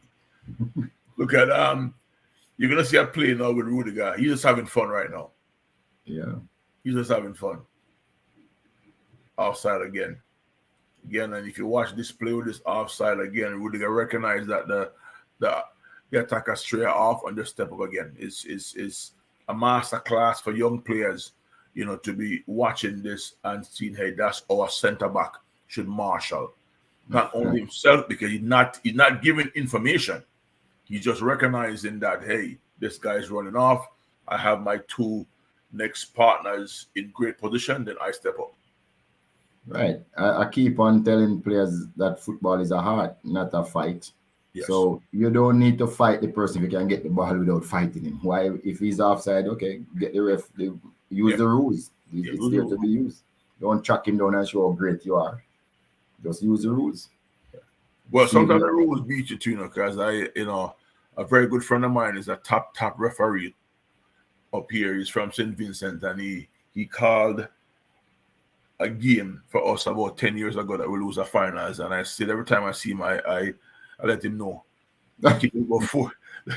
Under 23s, the player was about 4 or 5 yards offside, but the linesman didn't put the flag up. He knew he was off, but he claimed he couldn't overrule his linesman. I'm like, come on. And we end up losing the game 1-0. Well, nothing no go so. Nothing no go so. Him just I tell you that because, but Yeah, no. I'm saying in this day and age now. That was then though, but in this day and that age, was dead. That was dead. it would happen. So Yes. just work with the rule. Work with the rules. Yeah, Pessoa, respect. Fresh God, respect. I think they're kicking to football because I don't like those penalties. If you are not foul on a chance that goal shouldn't be a penalty. Well, I mean, Blue Mountain, the truth is the FIFA and the world, well, it's not really FIFA. There's a body in England that makes all football rules, right? Funny enough, I can't remember the name of the body, but they have 4 members on the body, England, because they say that they are the ones who invent football, and FIFA have 4 members on the body. That's how it is, FIFA appoint 4, and the body in England appoint 4. They are the ones who make up the rule. But in fairness, they have tried to change the penalty rule like a million times, I think even in the USA one time, you put the ball outside of the 18 and dribbling and try to beat the keeper. I think they tried that one at a time. Yeah, that was in the A-League right before the MLS came about. And they tried to talk about used to have a lot of indirect kick in the box because certain type of foul wasn't penalty. They tried a lot of different rules. And they all came back to say, you know what, just give a penalty and don't. Yeah. Because it become controversial when, especially a team that's down. And you get a call that you deem to be a penalty, but the referee said no, it's a direct kick inside the box, You're right. So you used to have a lot of indirect kick in the box, and then just they just decided that, you know what, don't leave a lot for interpretation and just make it basic, and I think that's what. Yes, Warren Webster. Yeah, we discussed that earlier about the German midfield being very, very good, right? You have Kimmich, Gundogan, and the young player Musiala. Very organized defensively, but then again, it's gonna be very rare when you see a German team that's not very organized. It's built in their DNA, just like the Japanese. It's built in their DNA. Quick counter attack just now again by the Japanese team. I got a shot off block by the Seoul for a corner kick. Corner kick comes in, gathers by goalkeeper after a quick ricochet in the box. Germany back again, set up, playing out to the back, moving the ball, moving Japan around, trying to profile those spaces.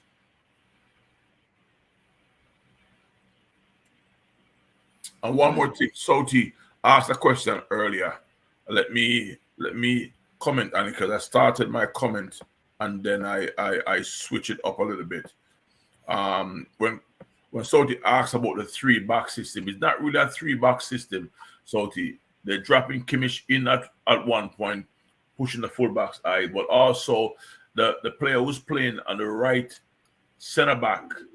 No, sorry, the number 2 on the German team is designated as a center back in the team sheet, but he's not really playing in a center back position. No, nor is he playing as a right fullback.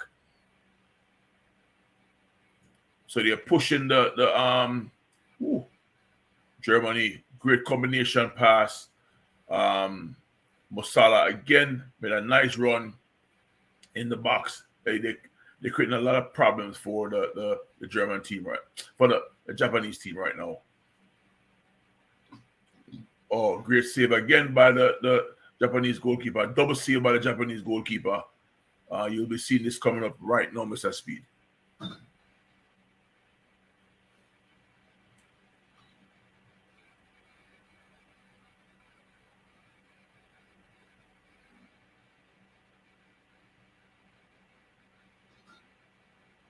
Goalkeeper made 3 saves in about 15 seconds. 4 saves in 15 seconds. So the Germans are pushing right now to get that second goal to kill the game off. Save on a header, rebound to the striker, save again. Yeah, that's a lot of sustained pressure there. Yeah. I must say. So just to go back, the International Football Association Board, the IFAB, they are the body that determines the laws of the game.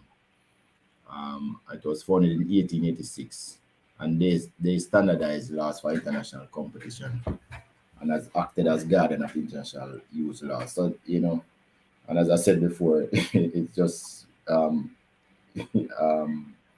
interesting that England have 4 members, the Football Association have 4 members, and FIFA has 4. Very interesting. That's just mafia system where you still control the votes while it seems like it's a democratic situation, but it's not. Right. So basically they have veto power. If they have 4, they have veto power. Yes. Because they can always swing one vote. Yeah. They can always get a FIFA guy to swing vote. No, they can just stop anything from going through. If it's a deadlock, it's a deadlock. So they have veto power basically. So Japan has done a little bit better. They have 26% of the possession now. Germany has 74, way above what is required to win in normal circumstances. 89% pass accuracy, so the efficiency has dropped a little from the Germans, and that is mainly because probably Japan is pushing up a little bit more in Germany after they having more pressure, and then or it's because Germany is trying to score more, so they are taking more chances with their passing. Japan pass accuracy is not up to 71%. So they are also doing better. From about 59% at the end of the first half. So they are also they get a chance, and great save and unbelievable miss by the Japanese team. Ball serving to the box, touch, chest trap, volley, saved by the big man Neuer, rebound to a Japanese player, and he put it over the top while the goalkeeper was on the ground. And that is the danger of just having a 1-0 lead. Exactly.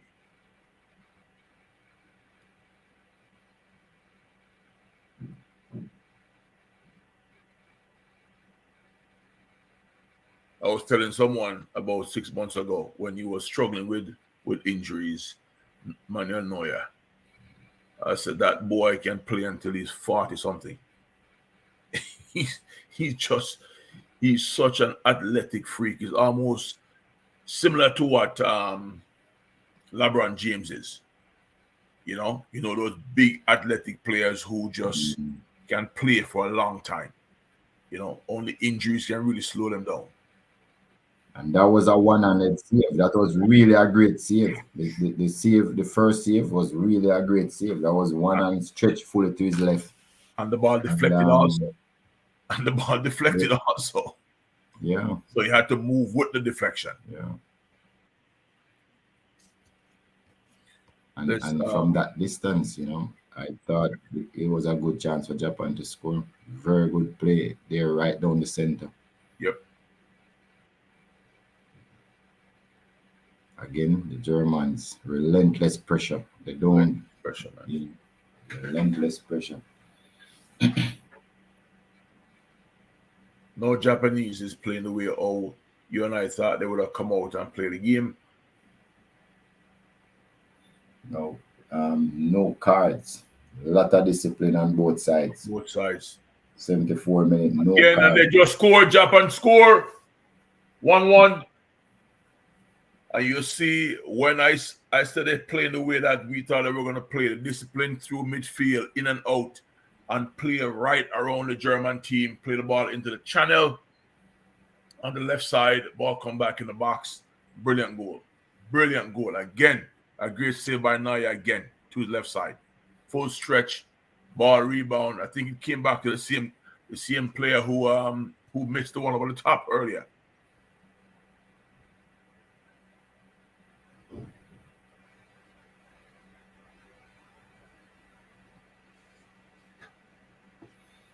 Well, yes, I mean, uncharacteristically, the German team made a couple mistakes. There was one on the tackle before in midfield. Yes, the first tackle, yes. Yes, and then for some reason, they did not. The Japanese had come down the middle in it before when they made the save.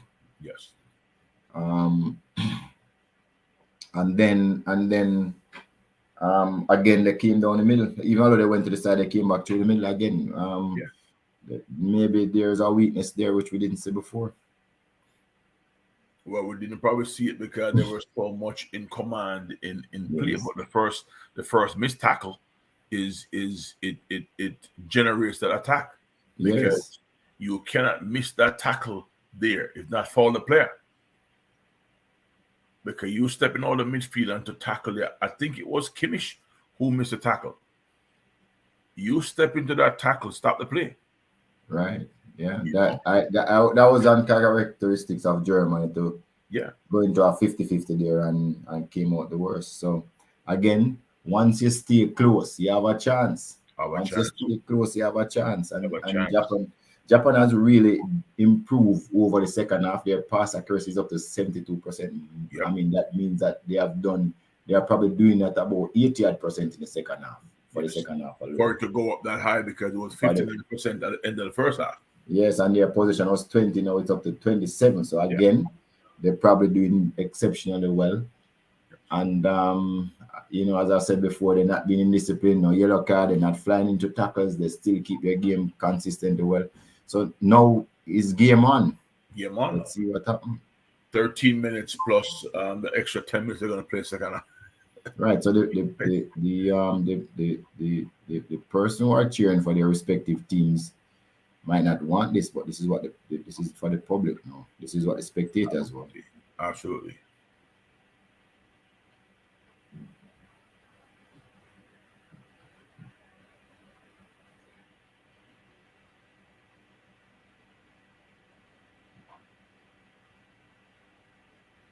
So Japan now is now putting passes together, pushing upfield, and creating havoc.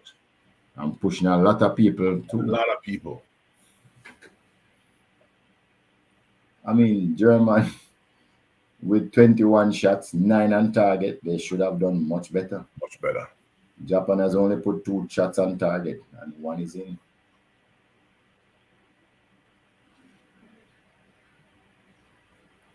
Right now, the stats are saying 1 big chance for it should have been 2 big chances for Japan, because that one that they missed was a big chance, right? And now, they just changed it. 2 big chances. 4 big chances for Germany, 1 goal, 3 misses.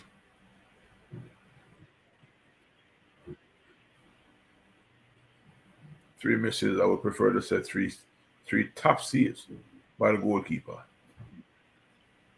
Yeah.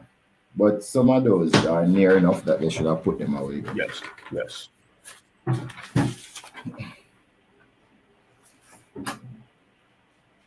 believe that there's another goal or 2 goals in this game, despite the short time we have. But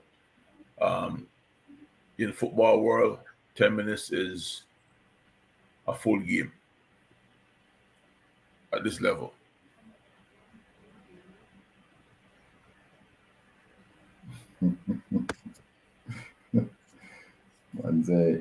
Somebody said, Warren said, Japan had throw everything, even the kitchen sink at the mighty German.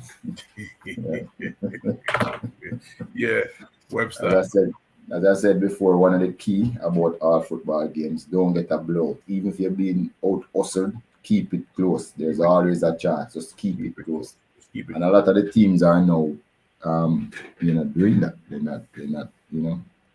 They went down one. They know the game is 90 minutes. Why rush to get it back in the first half? You still have 45 minutes in the end. If you rush, you probably go down 2-0, and that's where the game would have been lost. Yeah. Japans were very patient and said, okay, we'll wait. They hung in there. Now they are ready to see if they can. And having, right before you came on, the German team had scored a goal, but it was offside, was ruled offside. And that would have officially killed the game. Right. If that second goal had gone in, it would have been a different game right now. So I'm doing some studies about corners. I mean, and the secret to scoring. Majority of the corners are scored when you have 7 persons in the box. The opposite, that is the attacking team, must have 7. When you put 5 in there, it's very difficult to score. Yeah. And the Germans a while ago only committed about 5 in the box, unlikely to score. You have a better chance with 6 or 7. 7, better chance with 7. And with the height that they have, they should commit that much in the box because you have the height. Yeah, I think they should. They shouldn't be afraid that. No, they have another corner right now, just to not to stop you, but they have another corner. 1, 2, 3, 4, 5. Again, there's 5 in the box. There's one on top of the box.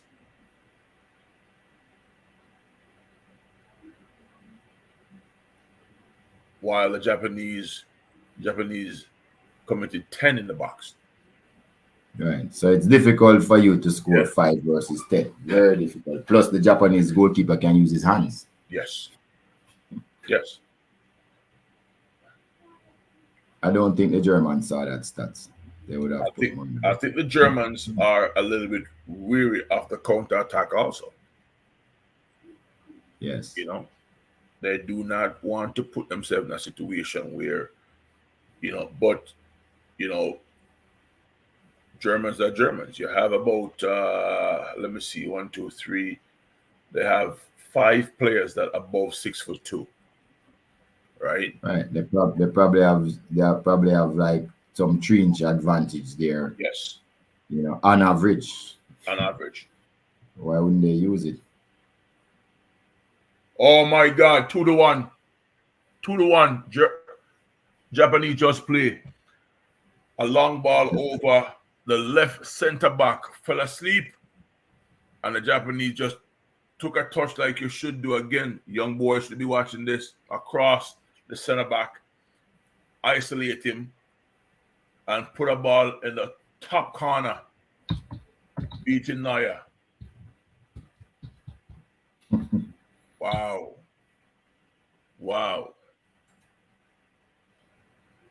Hey, gentlemen, remember early out I said it, I said, we might need the big dogs to lose to really make this thing interesting.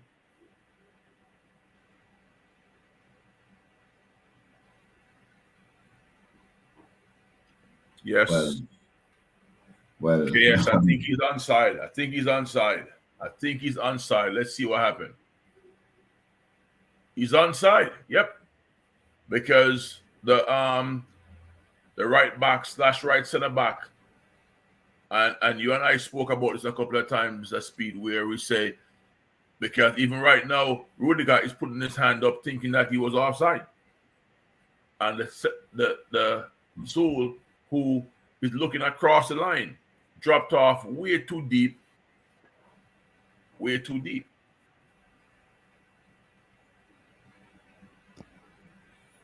Well, I can say the tactics of the Japanese team is just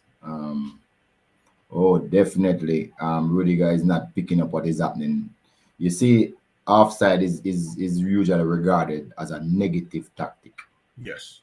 because see, he's just putting up his hand. He's not even trying to get back to cover. Yeah. I am surprised that Naya approach a ball like that though. He literally move his body out of the way. If you look back at the replay. But offside is always a negative tactic. And I think what happened there now, Rudiger thought he was the last person and he was saying, okay, well, I do have to run down these guys. He must be outside looking at Must the be angle. offside. And then there was the defender to the right of him, way behind the line and not paying off. So the Germans just switched off right there. And as I said yesterday, usually goal scores from mistake or a flash of brilliance. That look like it's a bit of both.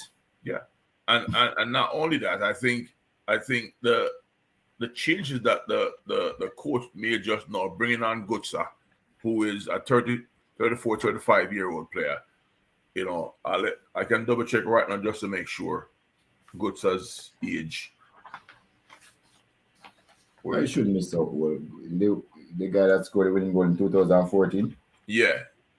Yeah, when he scored that goal, he was like 20 young. He was on the better side of 20, so I don't think he's. I don't think he's that good. He's 30. He's 30, so he's still fairly young. But yeah, I thought he would have gone for somebody who can stretch the team vertically by going for Sané. Yeah, he's a good player, but his pace he's not real pacey. Germany is in all sort of trouble now. I mean, these Japanese are not going to be giving them an inch. No, there's nothing. And I think they are in a lot of problems. I can't. Did Germany play? Did Germany play? They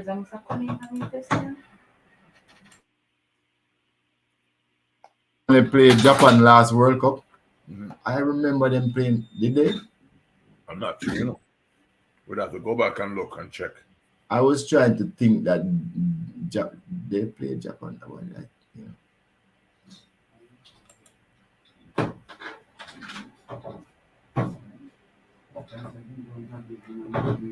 As I said, I did not see them changing defensively the organization. What they needed to do was to come out and play, and they came out, getting passes together, attacking down the middle, not trying to go around Germany. But once they're open, they really try to go where? Straight ahead.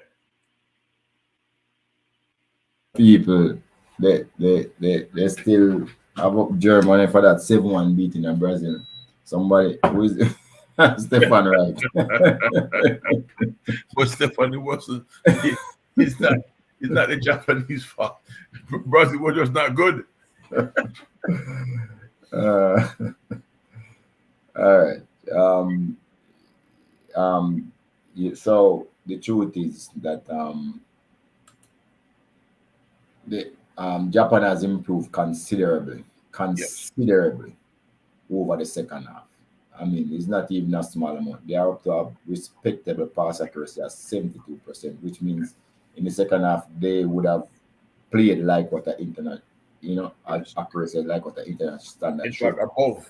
Definitely, they're over 80s in the second half. Yeah, because to move it from 59 to 72.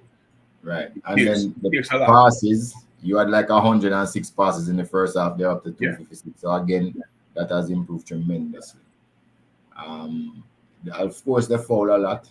The shots, they have step up on their shots and target is now 4. Yeah. And still discipline, no yellow card. Both teams at 4 times, but the German team has started to waver in terms of their concentration, and Japan has made them pay and pay dearly. Right on the young Mokaku.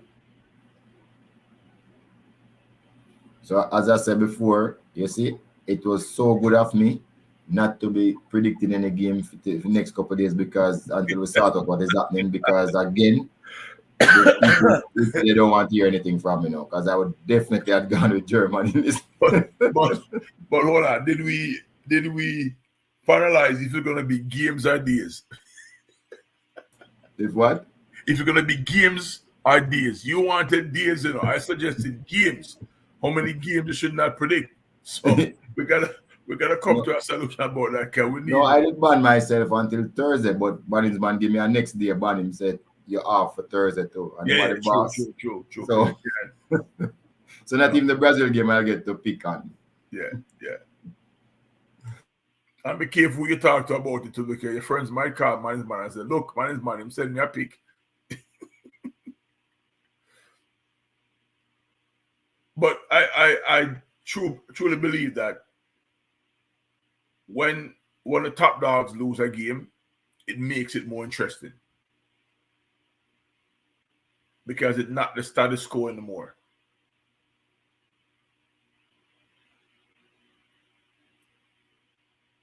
Nah.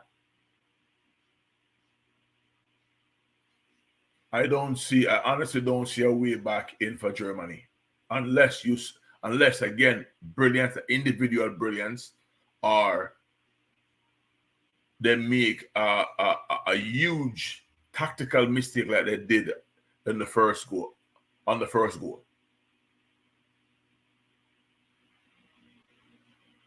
And it has to be tactical because right now you can see the Japanese players are locked in. Defensively, the head's on a swivel. They're looking for the spaces. When the ball shift, they shift. If they can't get man on the tracking, they immediately block the spaces so the forward pass can't be made.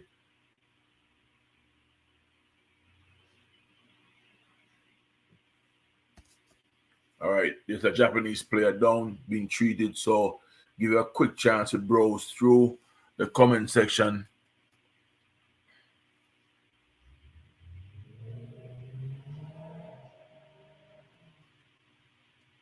Yes, Blue Mountain, I believe also that they should have brought on Sane.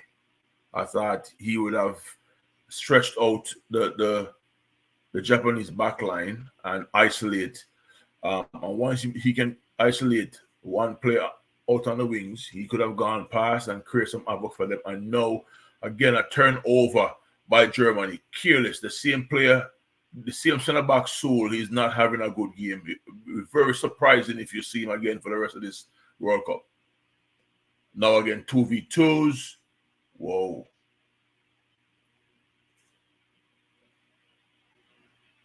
Soul is having a nightmare of a game.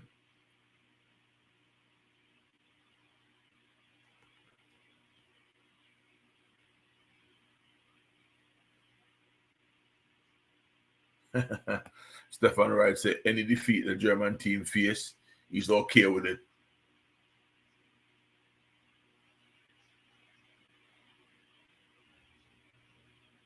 There's a penalty shout right now. VAR is checking it. It's a penalty shout. Let's see what the penalty is all about. No. There's no way that's a penalty. The ball comes over, center back stepped up, put his right foot to give him some balance and swing. So I put his left foot to give him some balance and swing his right foot on clearance. That cannot be a penalty. And so said, so done. VAR didn't give it.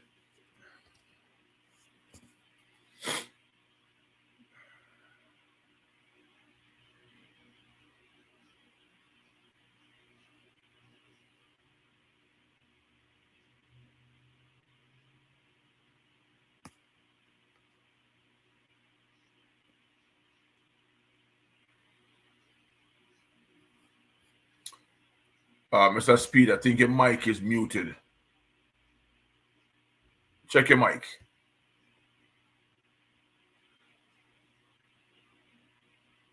Mr. Speed, can you hear me? Yeah, I'm hearing you. Yeah. Someone was saying your mic was muted because I was No, it watching. was because I was taking a call. Oh, no problem, no problem. We see you talking, but we weren't sure who No, you. no, I was talking. So Yeah, sorry. no problem, no problem. So Germany have probably less than 3 minutes to come up with something. Um, Germany another shot just now. Long ball played in, flick down, a flick across to the left.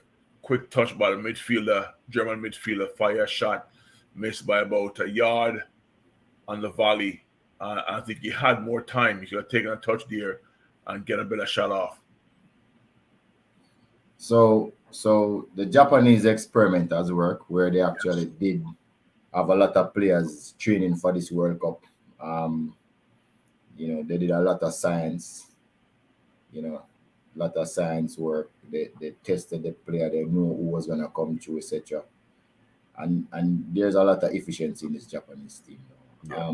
Germany, as with the FIFA was so concerned with the talent just being concentrated in Europe. I think they were so concerned that Europe could just pull away of their own World Cup based on how the talent was concentrated. Yeah. So they have come up with a talent identification program, which they are trying to ensure that every talent get a chance, and with also the advent of more better coaching, being accessible to all teams nowadays. Only because there are so many coaches trained, you can see that teams are just improving, and the play field is getting leveler and leveler every day. And leveler every day. And I think you and I had this a quick statement about this. I think it was Monday when we say we have to give props to FIFA. Yeah. You have to give props, no matter what you feel about FIFA. You have to give props that there are certain things that they got right. Right when way back when Havelange says that his ultimate goal is to see every country have a chance to play at the standard of the European country, and this was way back when. Maybe he was just saying it just to get votes. You and I don't know, but he said it, and this is where we're going in 12 years. I even earlier than that. A lot of these teams, like the Japanese teams, are going to come to these World Cup looking to win the World Cup Instead of just participating. So participating. Not just happy to be here. Free kick comes in. Manuel Neuer went up. Ball was flicked over to the back post. The centre back, Soul, who ultimately made that tactical error. Ball fell to him. Should have been a tap-in, but the Japanese defender got back, spread himself almost like a goalkeeper, and blocked the ball. So another corner kick. Germany have everyone, even Neuer is in the box now. Well, it should be over now. Yep. I mean, ball after is this, in. Great punch by the goalkeeper. This definitely gonna be it. Wow, referee let it play. That's it. Game is over. Congratulations to everyone who took the underdogs this morning. All right, and thank you, Mr. Speed, for not making the pick, sir. Sticking to your word. Whoa, hold up. The moment the game is over, you come on. I'm telling you. I am telling you. Oh, whoa. Listen, football, how football is changing globally, man. Right? Who are big teams now? Are there big teams really left out there? Coaching has improved. They are. They are. But the truth is, things getting closer and closer. I told you, this is the era of the tactics, and who get it right win the game. Trust me, because everybody else is close. So yeah, it depends on who get it right. Listen, I hear like I got a video with where they're talking about Saudi Arabia as an example, and I wonder like places like Japan. These teams are full of so much technology. Like the Saudi Arabians, they had the camp, and like the amount of information they have on Argentina. They knew what player when he gets the ball on the right foot, where he plays, where their first pass go to, second pass go to, where the final pass comes from. How many headed goals, side-footed, right-footed, all of those. Like I heard that they spend time in classroom settings studying everything, how they concede in all of these things. And so I just feel like with even technology, just football is changing. It's changing. It's like yes, but no, yes and no. Let me tell you why I say yes and no. The big teams knew all of this before. We are the ones who did not know. Yes. It's not the technology changing, it's just the knowledge is accessible. Yeah, accessible and going around much more. Yes.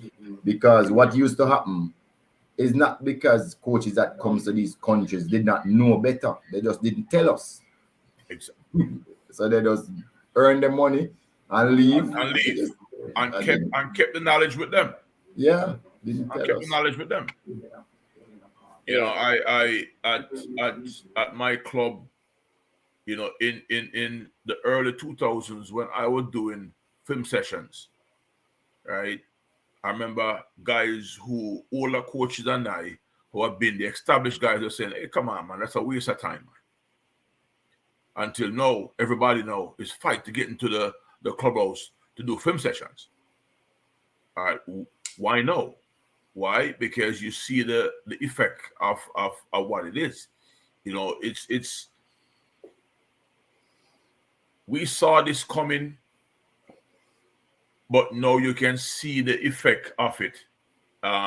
You watch even in women football, right? Germany, Norway, Japan, South Korea, and the US dominated women football for a long time, right? And Brazil dominated women football for a long time. All of a sudden now, you have more teams are kicking the doors in.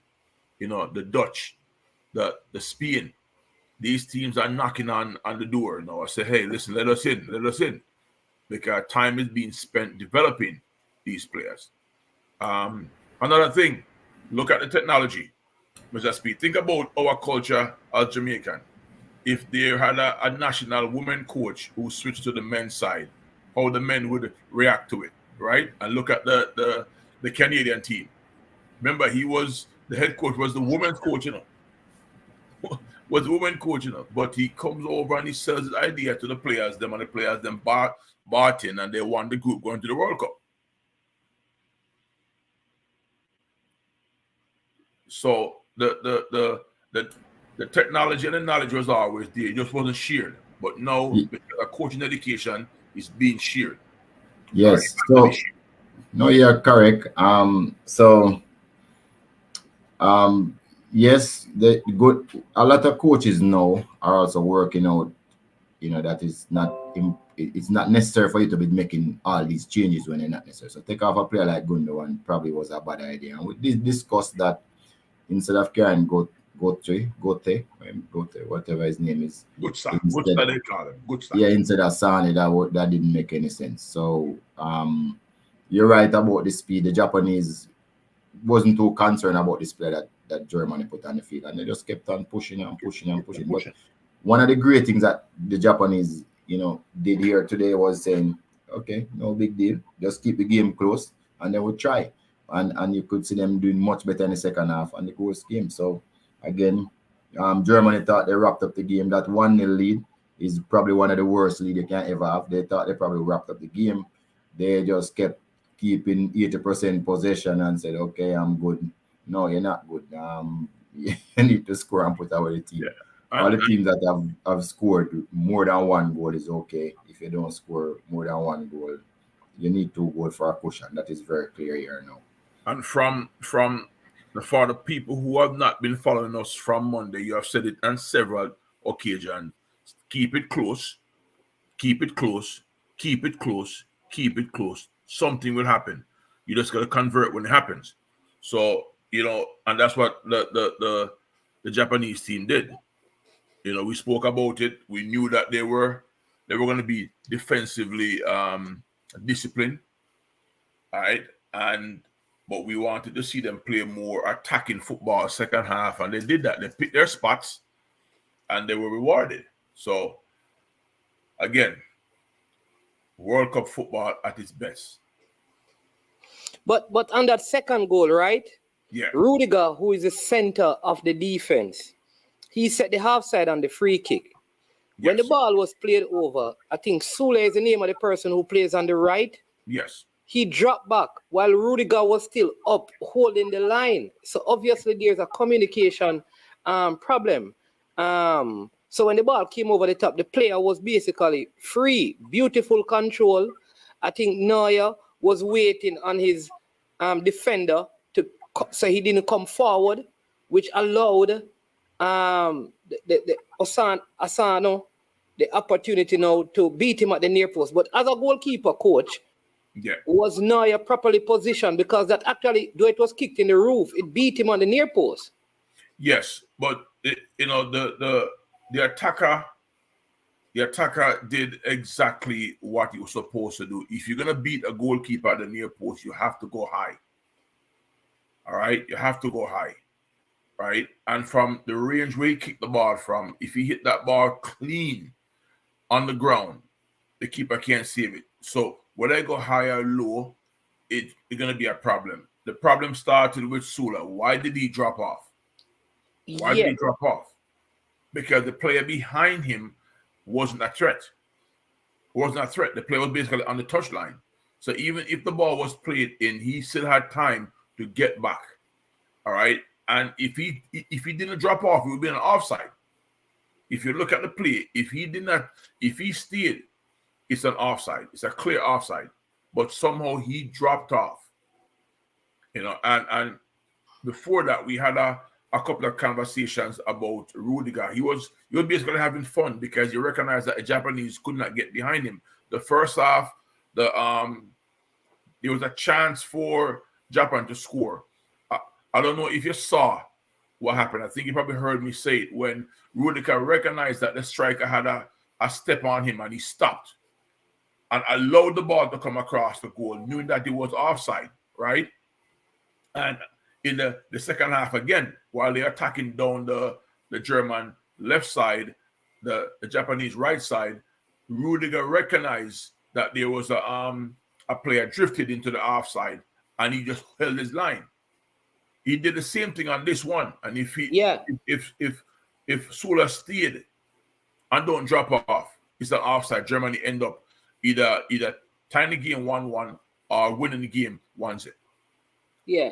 But right. But the other question is, do some of these so-called bigger nations, like Cranky is saying, Germany gave away the game. They should have been up by 4 at halftime. The lesson for team is take your chances when you get them, right? Do sometimes the formation and the type of game that you play. And maybe Mr. Speed, because he plays this sometimes with his team, where you high press, like this happens to Arsenal. It's almost like if you play a certain kind of pressing possession game, and it happens to City, if you don't capitalize on your opportunities, the longer the game goes, it is the more vulnerable you become. Yes. Because you're exposed to tired legs, yes, brains not functioning, trying out, it's like you have to be overly disciplined to keep the system, because you almost feel like the Germans didn't feel like they were going to lose until Japan get back that goal. And even at that point, you felt like they were still going to win the game. Yes.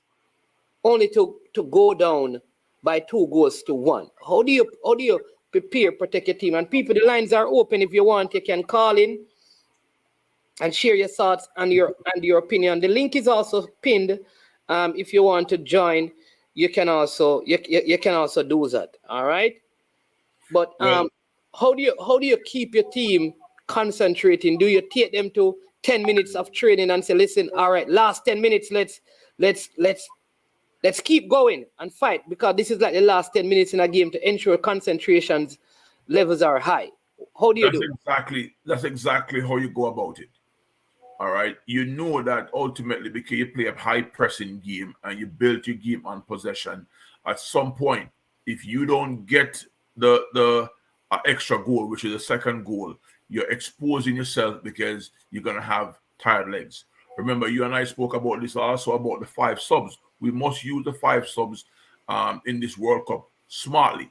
No, if you're in a situation in training and you say, hey, gentlemen, we're 1 goal up, what this we want to do, we might even add an extra player on the attacking team and say, hey, we must be able to focus on not making that small tactical error to get this team behind us.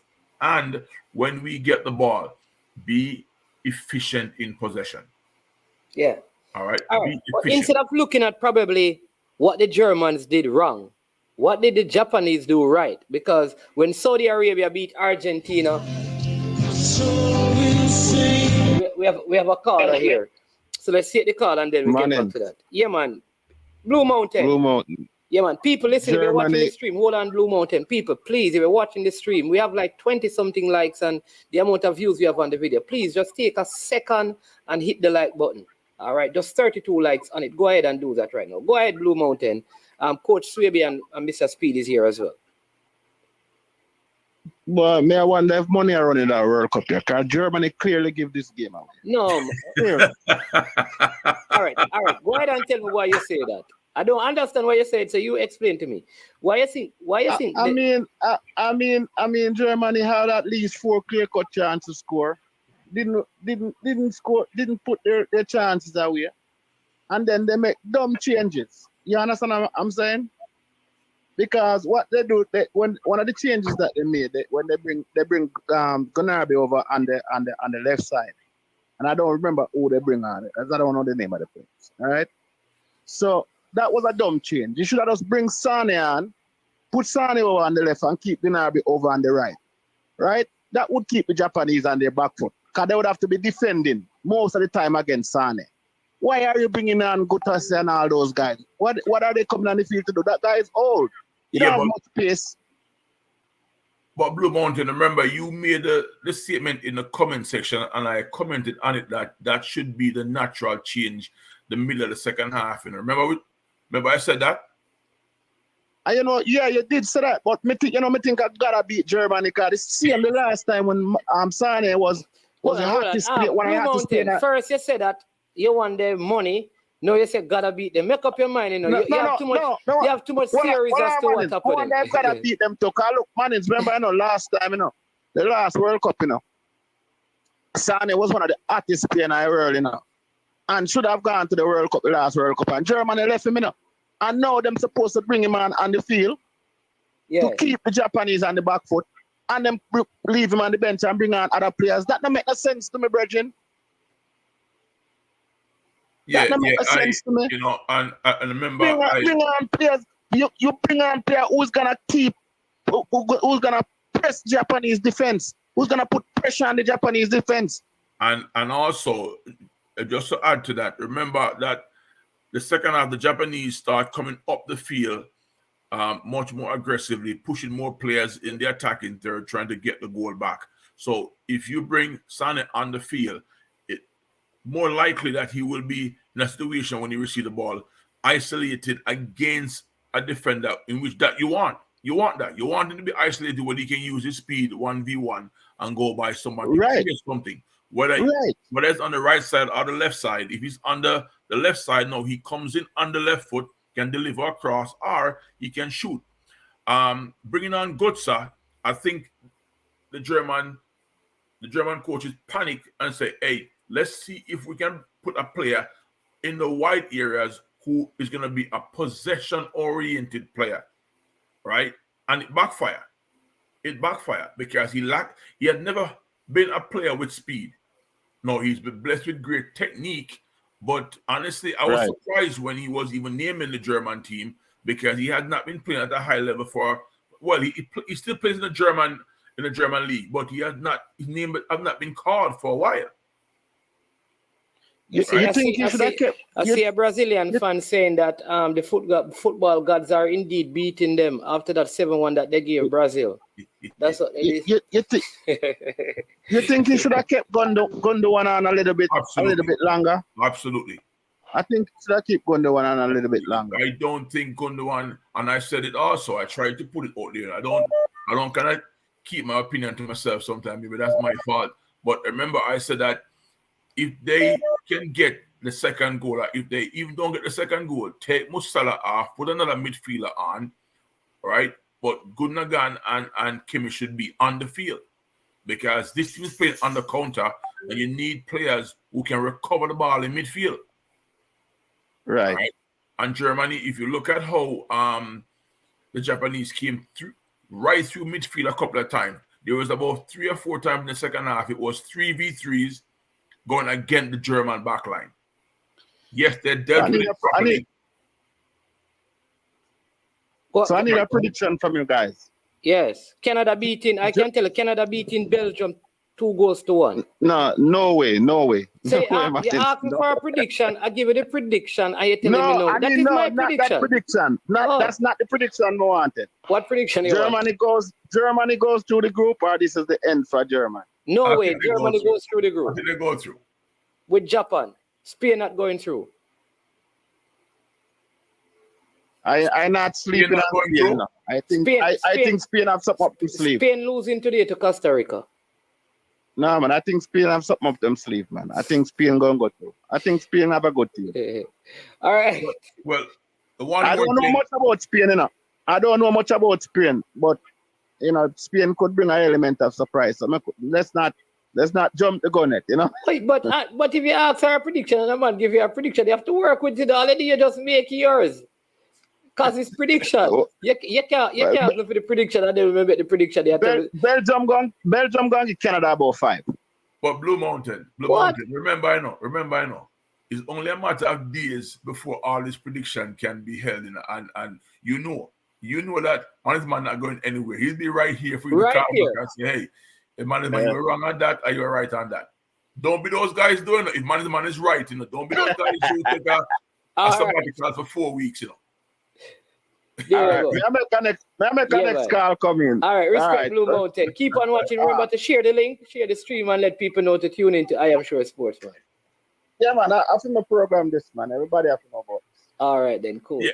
Man, there's one more quick thing before. In fact, you know what? Go to the next caller, man. Yeah, because Mr. Porter is also here. So, Mr. Porter, go ahead as we reconnect with one of our callers. We didn't take the call. Mr. Porter.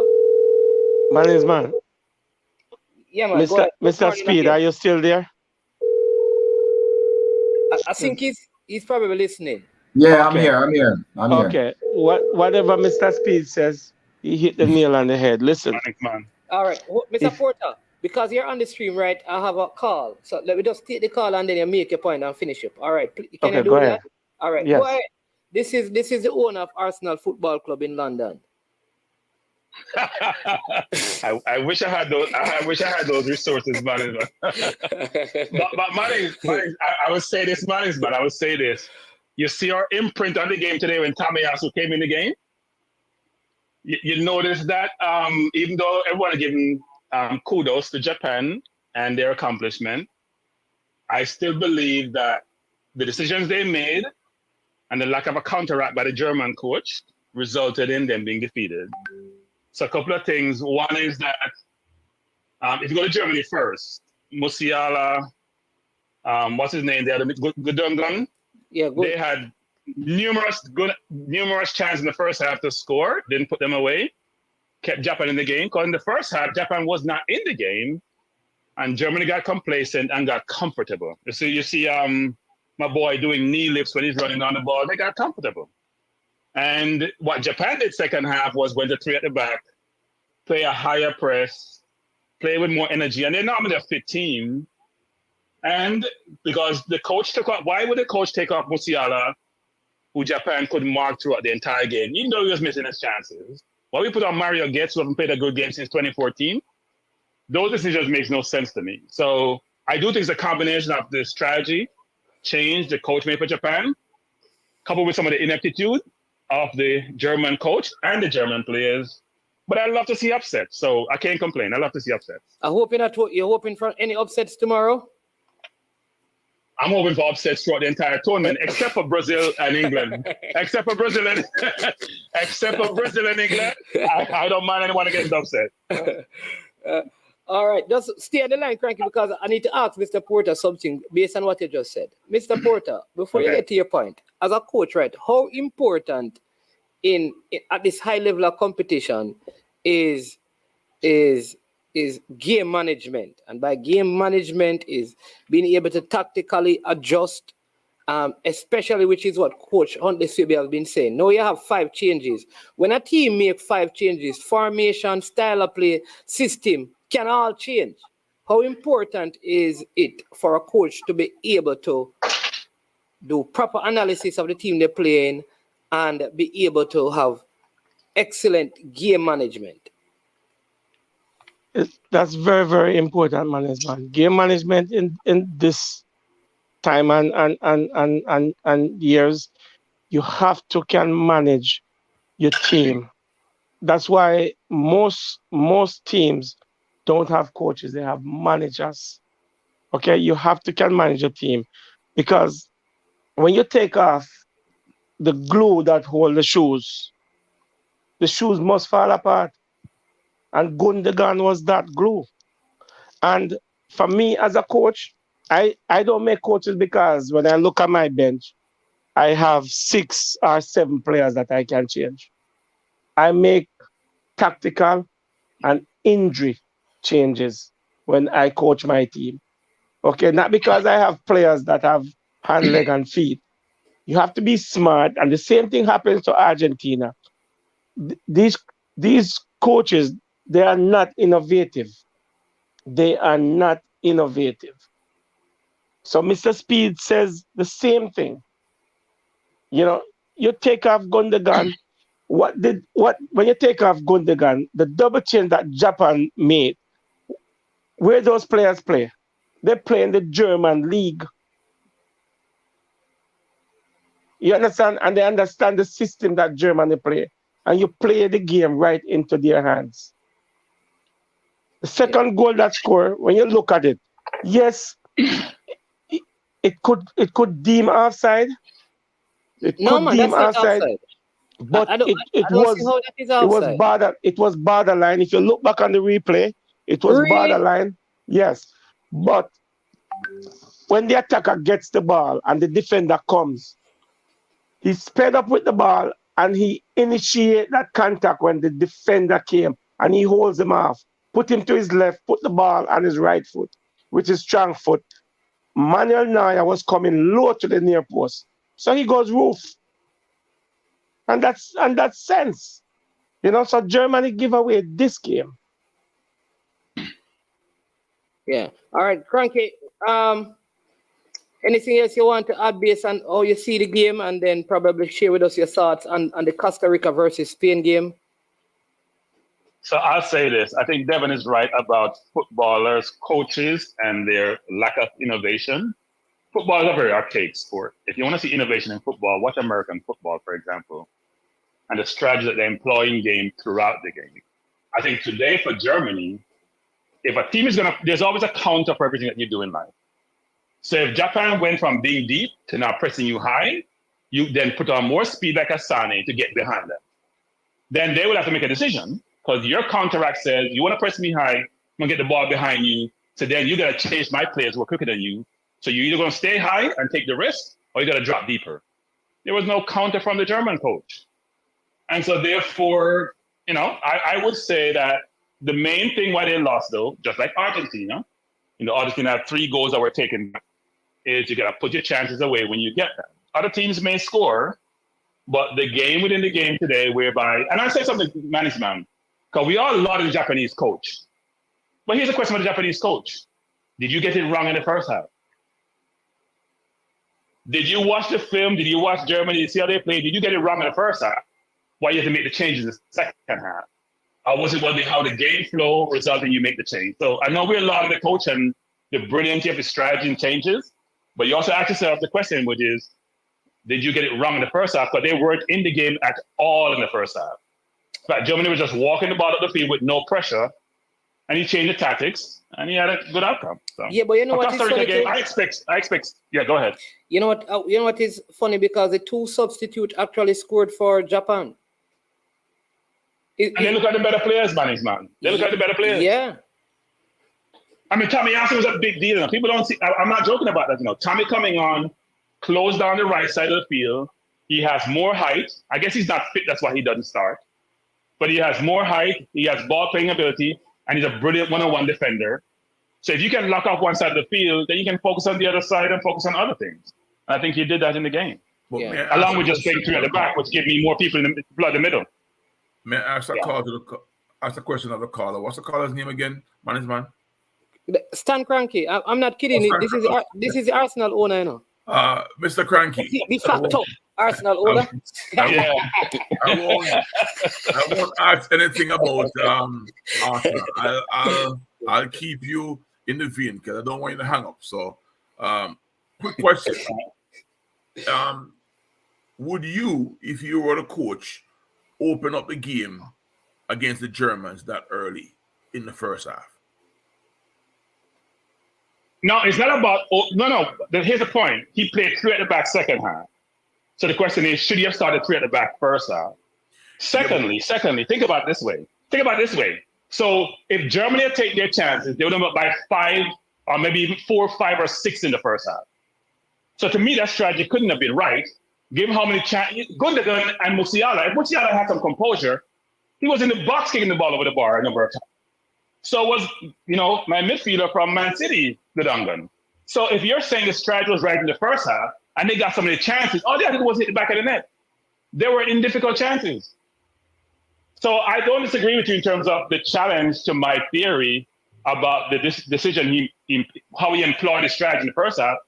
But look at what transpired. Now, we can all say the outcome is what matters, but I'm always a person when I look through the totality of the game, because you may not be that lucky next time.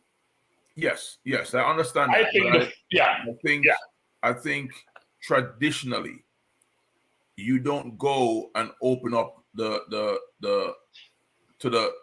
bigger team too early. You try to not to be negative, but you go conservative. No, I think this game is a carbon copy of what happened yesterday with Argentina. I think it's a carbon copy.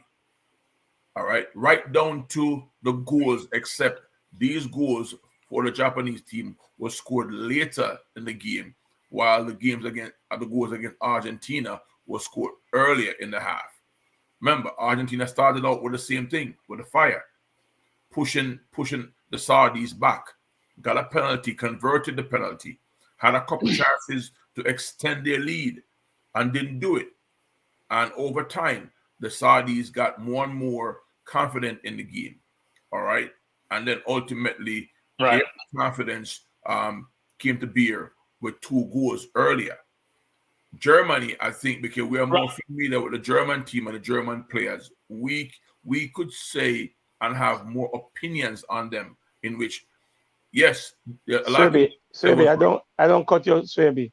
Yeah, but you are absolutely correct. If you give somebody a sense of belief that we are in this game and we can take this game, we're going to bring the fire to you in the last 15 minutes of the game.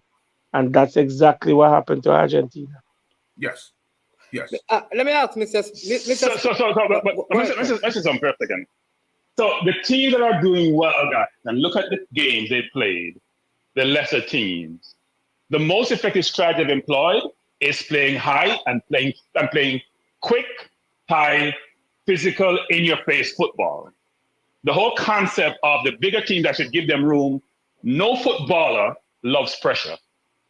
Every footballer, especially the better ones, like time on the ball to demonstrate their skill set. If I'm in your face, it makes it much more difficult for you to react and to make those thoughtful decisions. You have less time to think.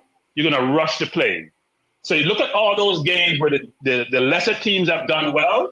I can tell you most of those games, they're in the faces of their opponents. They're pressuring them. which then affects their game.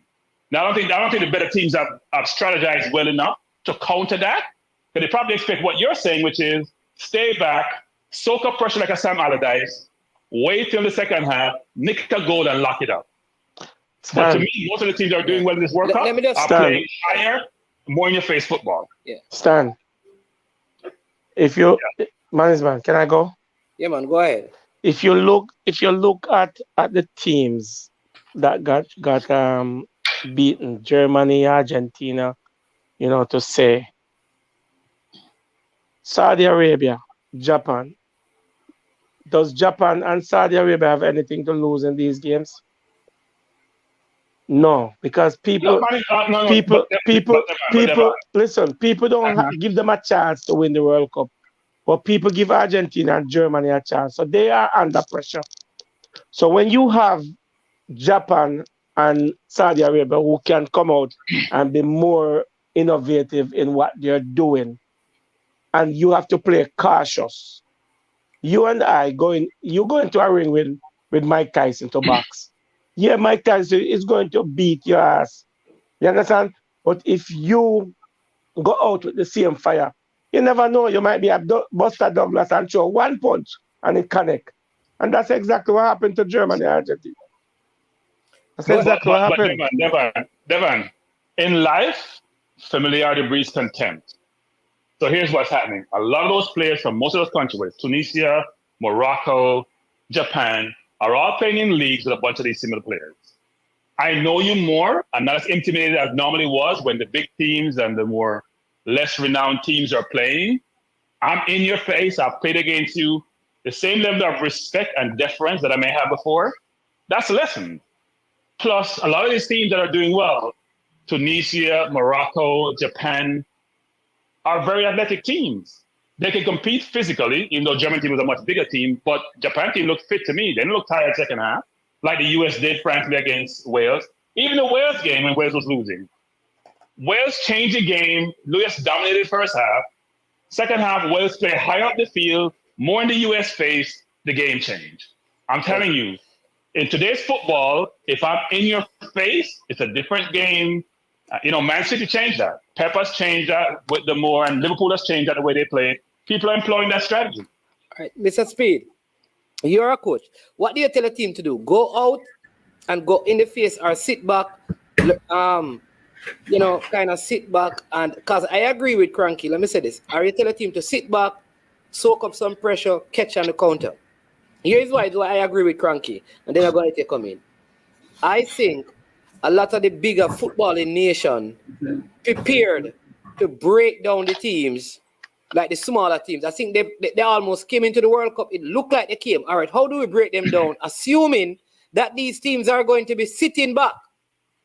These teams in this World Cup, for the most part, have come out and played high lines, and I don't know if Germany was prepared to Japan playing so high up the field, or Argentina was ready. So go ahead, Mr. Speedy.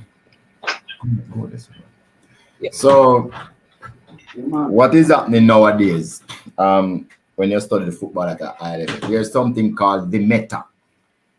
Most effective tactics available. Don't forget that. The meta. So every single game that you play, depending on what is happening, the coach are learning to interpret it in real time. Then they come up with the most effective tactic that is available based on all the factors. And they can have one at the start, but coaches are being trained now to be flexible and change as the game go on if factors change or if things change. So if it's if you're 0-0, you play a certain way. If you're behind 1-0, you play a certain way. If you're above 1-0, you start play a certain way. And what is required to be done makes you change to the meta, the most effective tactic available. So the flexibility is very important. Why Argentina lose? They were not flexible. When the team started to play the high press, the offside, they never understand that somebody should go down on them knees like in a starting blocks, let them run, come up and you play the ball over and you run behind. So they didn't adjust any at all. So the teams that understand the meta, these are the ones that are going to be doing the best. Even Wales, USA killing them with knock, bam, bam, bam, bam. We'll say, okay, America don't head from them till them are 13, them head the ball, make them uncomfortable on long ball. They devise a different tactics. So that is what is playing out here. Most top coaches know that this, when situation change, they change different, and that is what is playing out here in the games. All right, very good point. Very good point. And management, I say one thing, management. The Japan coach had no choice but to change because what he was doing wasn't working. He had to try something different. Yeah. Because they weren't in the game. I'm saying, though, this German coach is Hans Flick. Flick is his name. He's a very, I mean, he was touted as one of the big coaches to take over from Joachim Löw.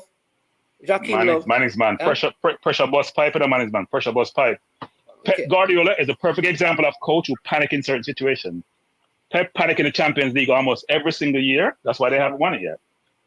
I'm not saying Hans Flick panics, but I think he made some changes which are questionable. Yeah. But also he can't score for his team. Yeah. They should be scoring more goals. And I know Sean Ellis is here also saying, I can't let you leave without sharing Sean Ellis's comment with you, Scranky. He says, Stan, you said you're going to whisper something after the stats game. Go ahead. I'm listening. Now, I said I was going to whisper, so you can't hear me if I'm whispering. You becomes mute now. You're not whispering anymore. You're mute. Yeah. I'm mute. Hannah diligence and service. Thanks, sir. Bless. Yeah, but all right then. All right, and then we also have Mr. Porter. I almost forgot that you're a statsman, so congratulations. And you're Hannah diligence and service. and the alma mater winning yesterday.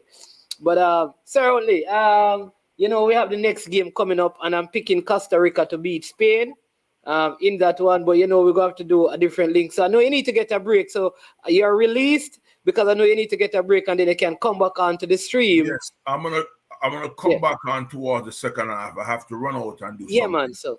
But I'll definitely try and make it back. Worst come to worst, I'll come back after the game and we'll chat. But but thank you so much. Everybody's talking about the good job you're doing. You and Mr. Speed did a very good job. Kept me up to date while I was on the road. So really appreciate that. So be safe on the road. You gotta talk to Mr. Speed because he showed up halftime and left me out there for dry, and then decided that he's not gonna make a prediction. I think you should lift the ban and make a prediction. No, after Brazil.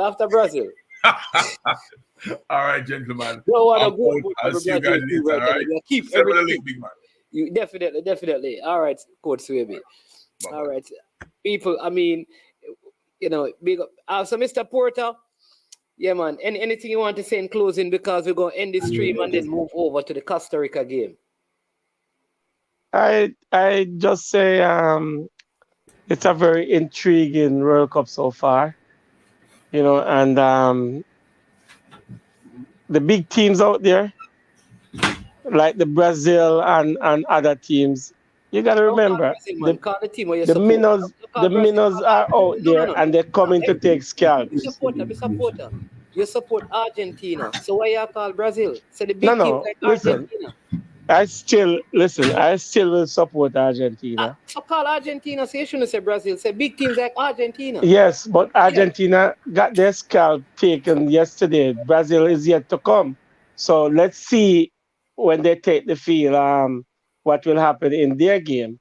But in the Brazil game, Neymar is never my favorite player. And if Brazil continue play the ball to Neymar, they're going to have the same thing happen to them. I think the man for Brazil is Vinicius Jr., and they need to have him in the game and make sure he's on the ball at all time. All right, Mr. Porter, thank you so much. Mr. Speed, any last word for you? And then we're going to close this stream. Any last word for you? I think Mr. Speed is off. Yeah, so as I said before, we're trying to use conventional wisdom that we know for a long time, that to try to analyze the games and try to decide who's going to win. I knew that this is the era of the tactics. I knew that that the gap was being narrowed between the so-called bigger teams and the minors.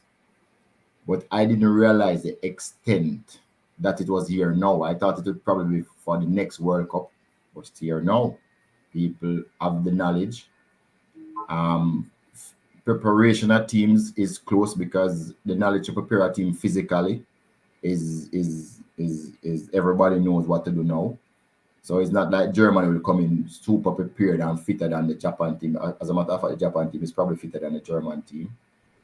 So with all those advancements, you know, and this Japan team has also been together for probably about 6 years. So with all those advancements in training methodology and people understanding how to play in the moments and understanding how you have to change tactics in real time, yes, you know, you're going to have these upsets right throughout the World Cup. I didn't think it would be here already, but it's here.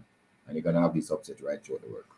Yeah. All right. So people, listen, that's our coverage of the show. I want to thank our host today, Mr. Huntley Swaby, and Mr. Rudolph Speed, also Mr. Devon Porter. Those of you who called in, those who were on the stream from the beginning, those who came at the latter part of the stream, please ensure you hit the like button. Subscribe if you're not a subscriber. Share the content as well. We are going to start our new stream at 10:45, showing you the starting lineup for the Costa Rica versus Spain game. We're going to get your predictions on that stream as well. I am Manizman. This has been I Am Sure Sports. And when it gets to this point, as usual, we say we are over and we are out. Boom, check it out. I don't know it's Jason. I'm a represent for I Am Sure Sports.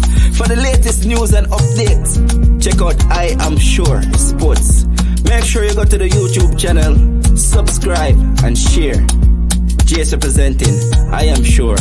I Am Sure Sports.